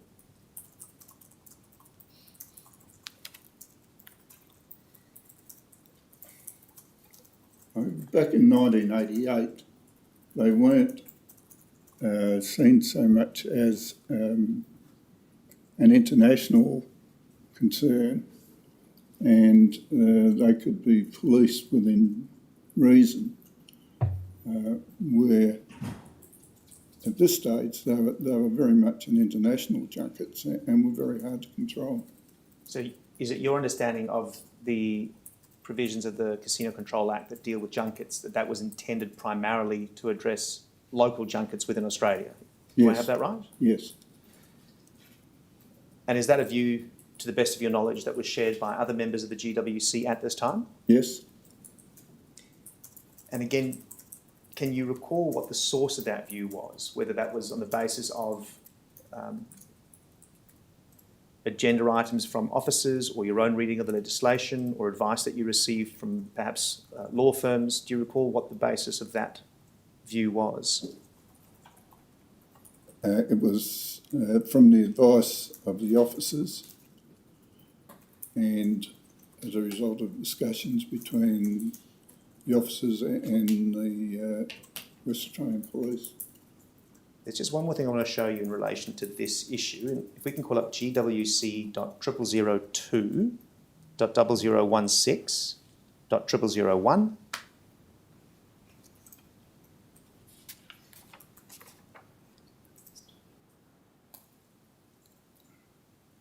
And if we can please start at, I think it's 346.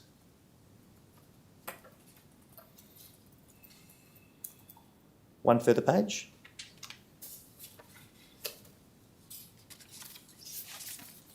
Thank you.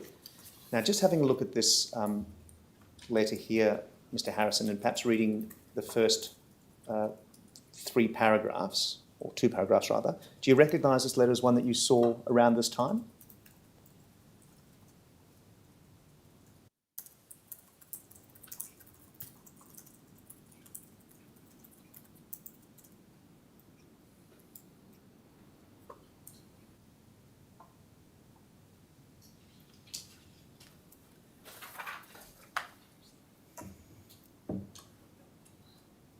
I can't recall it, no. All right. If we can just please go to page 350.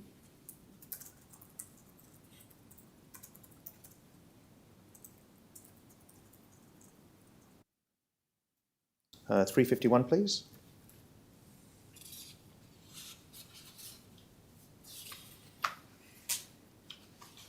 I beg your pardon. It is 350, but at the bottom of the page, please.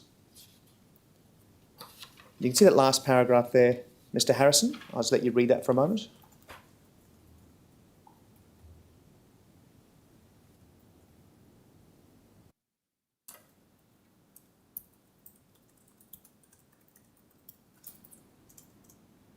Yes. So there is some suggestion there that if the request is granted and the regulations are changed, that the casino will still advise the Commission of the appointment of new junket operators. So in your time between 2010 and 2015, when you finished with the GWC, do you recall being notified as to new junket operators in that time? Yes, the department was, yes. And did you then receive briefings from the department as to those junket operators? Not on an individual basis, no. What did you receive? Just advice that the junket operations were continuing and What's the basis of your knowledge that the department was getting that information? because it was relayed to us from the Chief Casino Officer. Then the last issue I want to ask you about is in relation to another resolution of the GWC, this time in September 2015, and that's GWC.0002.0016.0155. Thanks.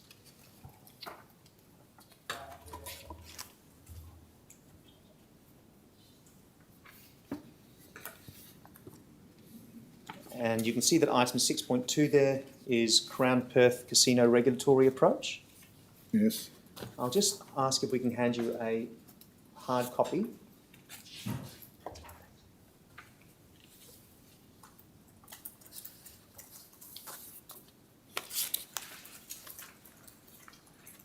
Now, if you can go to page 17 of that document.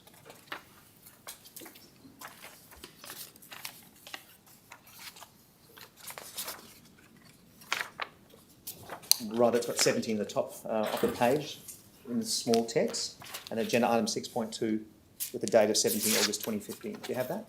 Yep. Thank you. If you can just look at the author there, Deputy Director General, who would that have been as at August 2015? Michael Connolly. And if you can just read the first few pages up to the heading Proposed Regulatory Approach, and I'll just let you read that.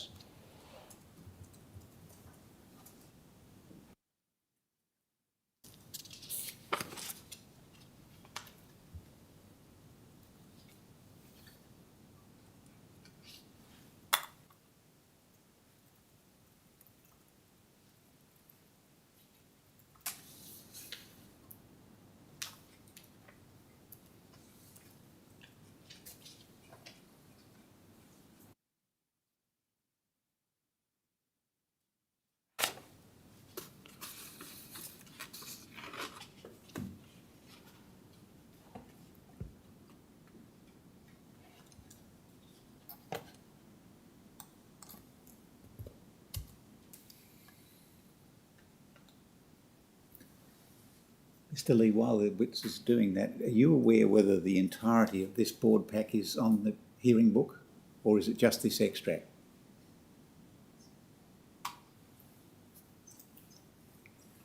I understand, Commissioner, we have only redacted portions on the hearing book, so we don't have the entire document.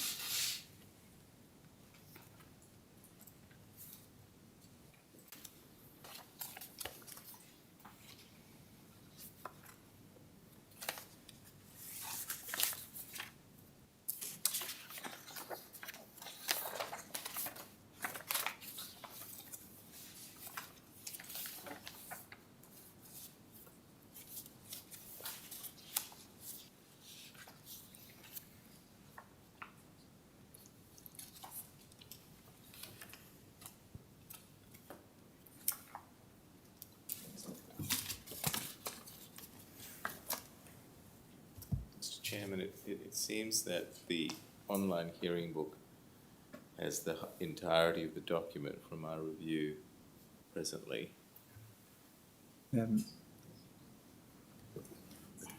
Thank you.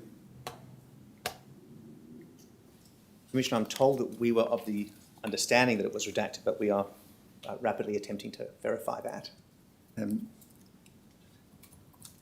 It's just that it will be convenient for me to use it for a totally different purpose if the entirety of the document is on.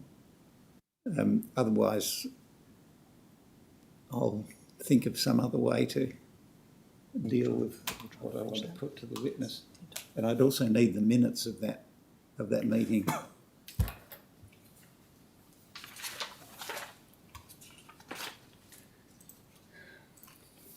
But please don't let me interrupt the flow of the examination.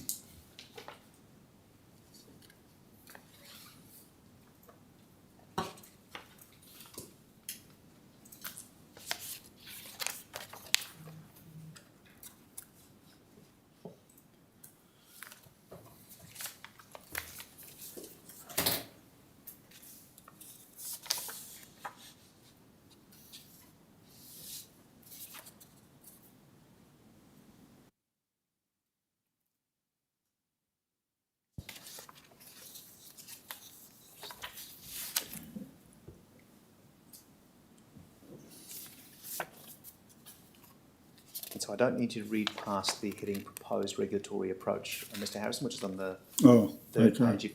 Once you've reached this, let me know. Yes. Now that you've had a chance to read that, does this seem familiar to you, the Yes. proposal? Yes.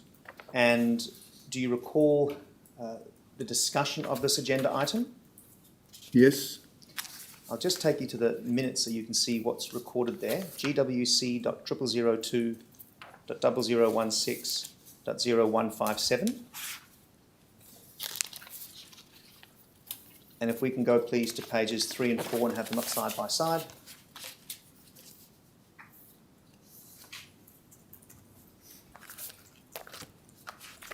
I'll just let you read the discussion under 6.2 from page 3 onto page 4.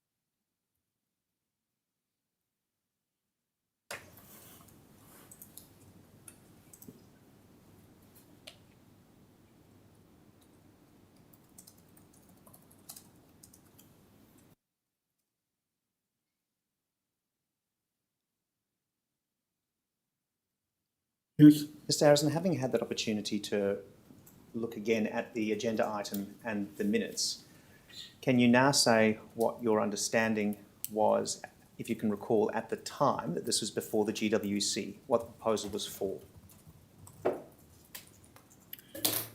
Well, it was to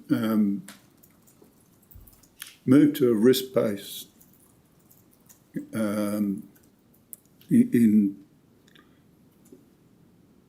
instead of a regulating basis, more looking at the risks involved and then allocating times to the inspectors, which would result in a substantial saving in time for the inspectors. And in terms of what you understood to be the rationale for this change, you've mentioned there's substantial saving. Is that what you understand to be the reason for why this change was proposed? No, it was because there was improvements in the surveillance of the operations and other improvements in the operating manual. It allowed the inspectors more times, rather than focusing on the floor operations, to look at the risk aspects. So you understood it as being in order to reallocate the time of the inspectors. That was what you understood to be the primary basis. Do I have that right? Yeah. If you look at the last paragraph of page 3, which is up on the screen there, it says the department's under considerable pressure to operate within its salary limit. Do you see that? Yes. You didn't understand this as being a change that was driven primarily by financial concerns?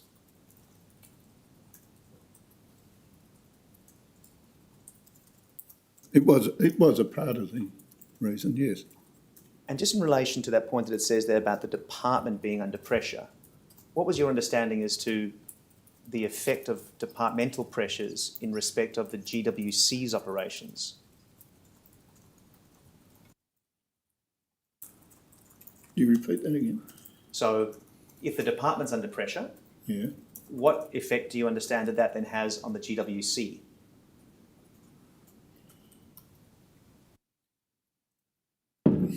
Perhaps less check on compliances and that within the department. Earlier in your evidence, before we had a break, you were speaking about some of the sources of revenue for the GWC. One of the sources that you nominated was the casino licence fee. Yeah. Was it your understanding that that money, the casino licence fee, was for the GWC to spend as it saw fit? No. And can you just explain to the Commissioner what other restrictions might be on the GWC's use of that money?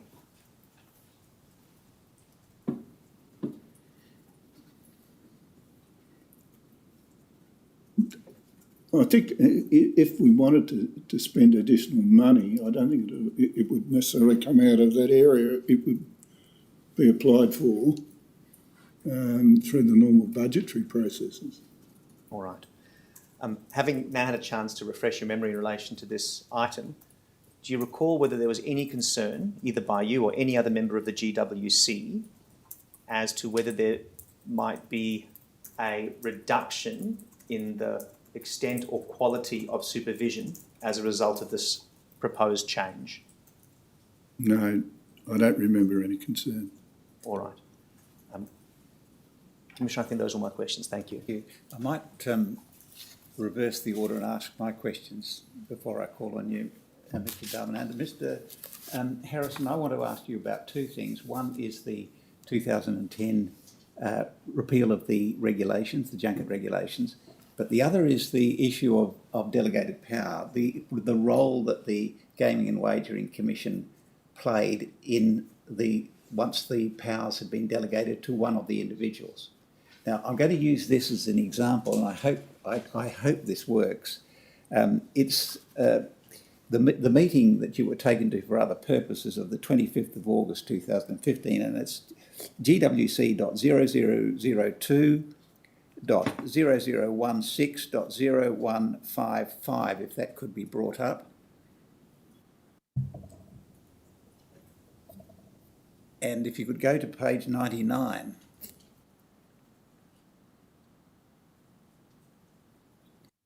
Now, you'll see, you remember your, in answer to a question I posed to you, you said that these exercises of delegated powers came to the Commission, I think your words were, for approval. Is that right? Yes, Now, and that they were supported by a paper. Now, I'm only using this as an example, but you can see, is that the paper to which you referred? You'll recall, this is the board pack, what I call the board pack for that August 2015 meeting.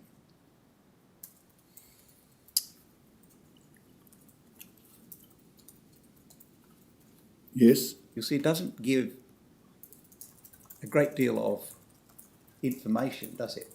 It doesn't contain a great deal of information about the matter on which the delegated power is exercised. no, but it could have contained papers at previous meetings. I'm not sure if it contained it at this meeting. Well, if this is an example, would you accept that the information is not substantive? Yes, Now, if I could then go to the minutes of that meeting, and this is GWC.0002.0016.0156.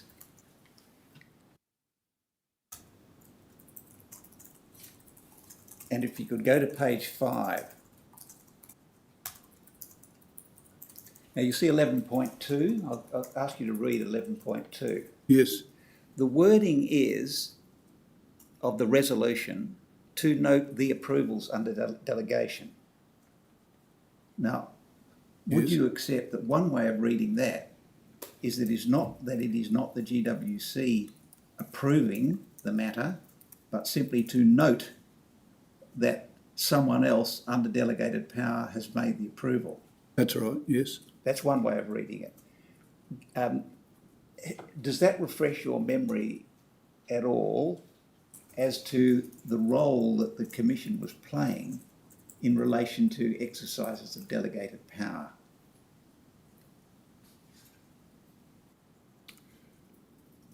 No, it purely resolved on the delegated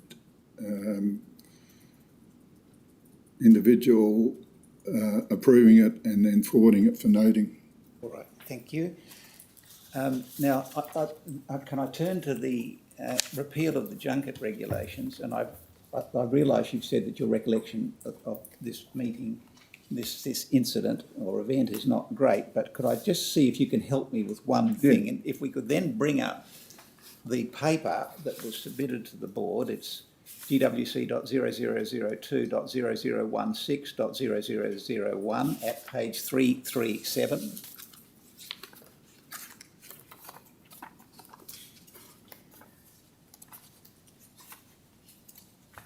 And if you could go to the third page of that paper.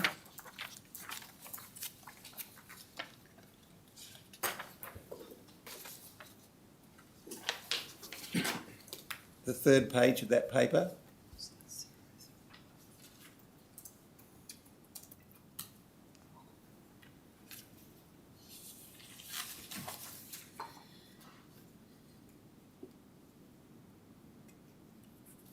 Seems to be a problem, is there?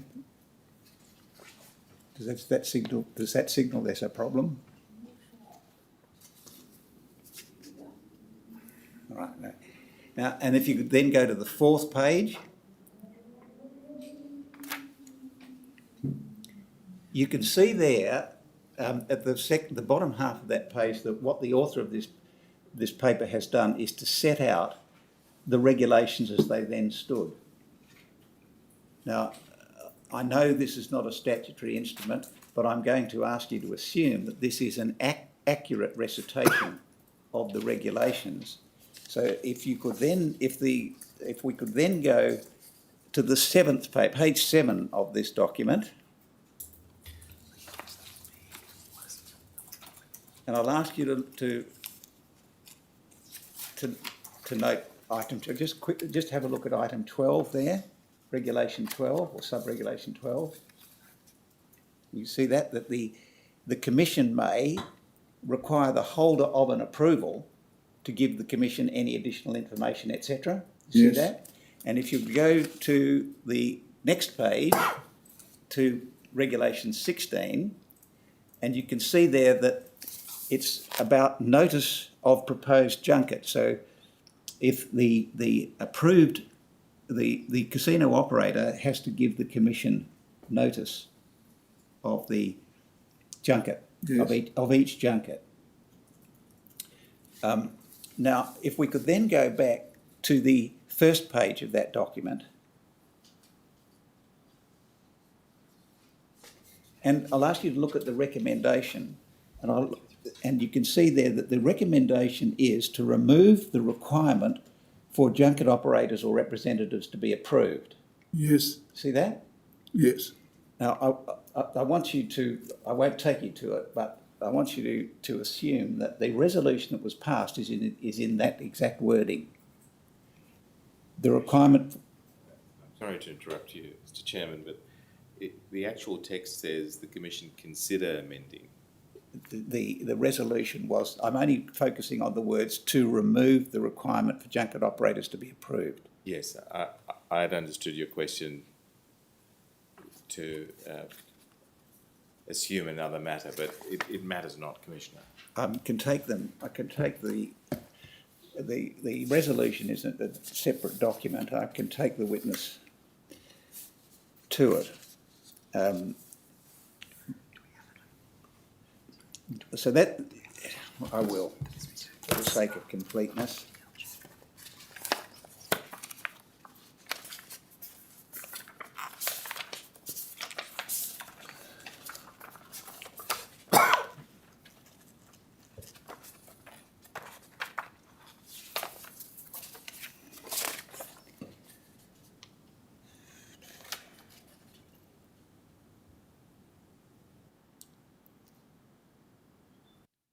The document is GWC.0002.0016.0002.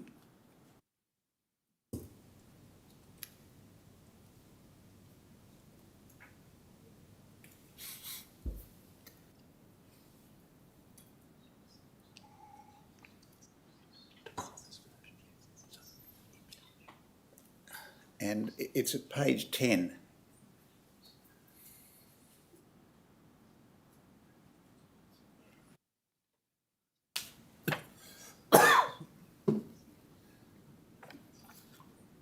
That's obviously not it. That's the deal. Look, I'll ask you to assume, Commissioner, I believe it may be a DLG number. So DLG.0002.0002.0014.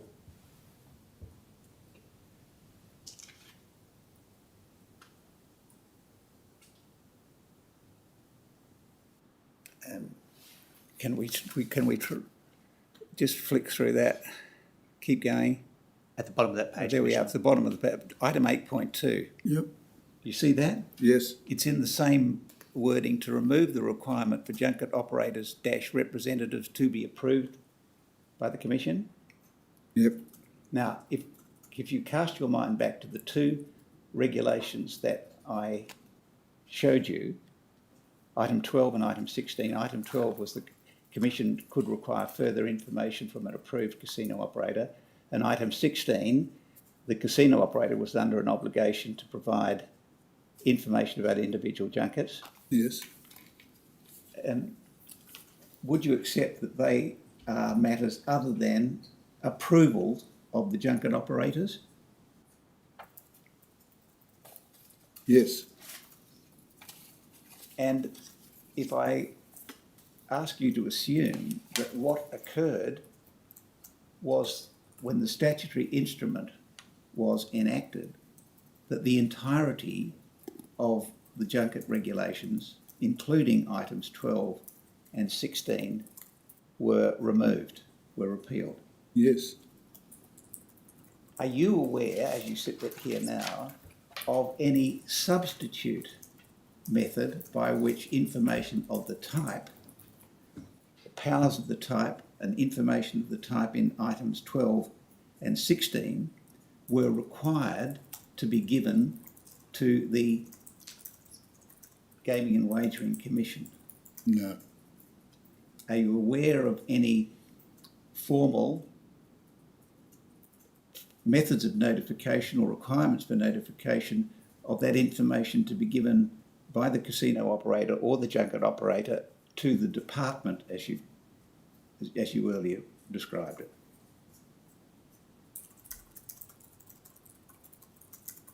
no. All right, thank you. Now, Mr. Darwinander, No, thank you. Mr. Benson, Nothing arising, Commissioner. Mr. Selich? Nothing. Well, there's nothing arising. So, is anything arising from what I said? No, thank you, Commissioner. Mr. Evans? No, I don't think so. Thank you, Commissioner. All right. Mr. Harrison, thank you very much for your assistance. It has been of great help to us. Thank you. We have a system in place which Mr. Evans can explain to you. So I can't release you from the effect of the summons, but we may have to ask you to answer some further written questions in due course. But thank you very much again. Thank you. And we'll adjourn until 2 p.m.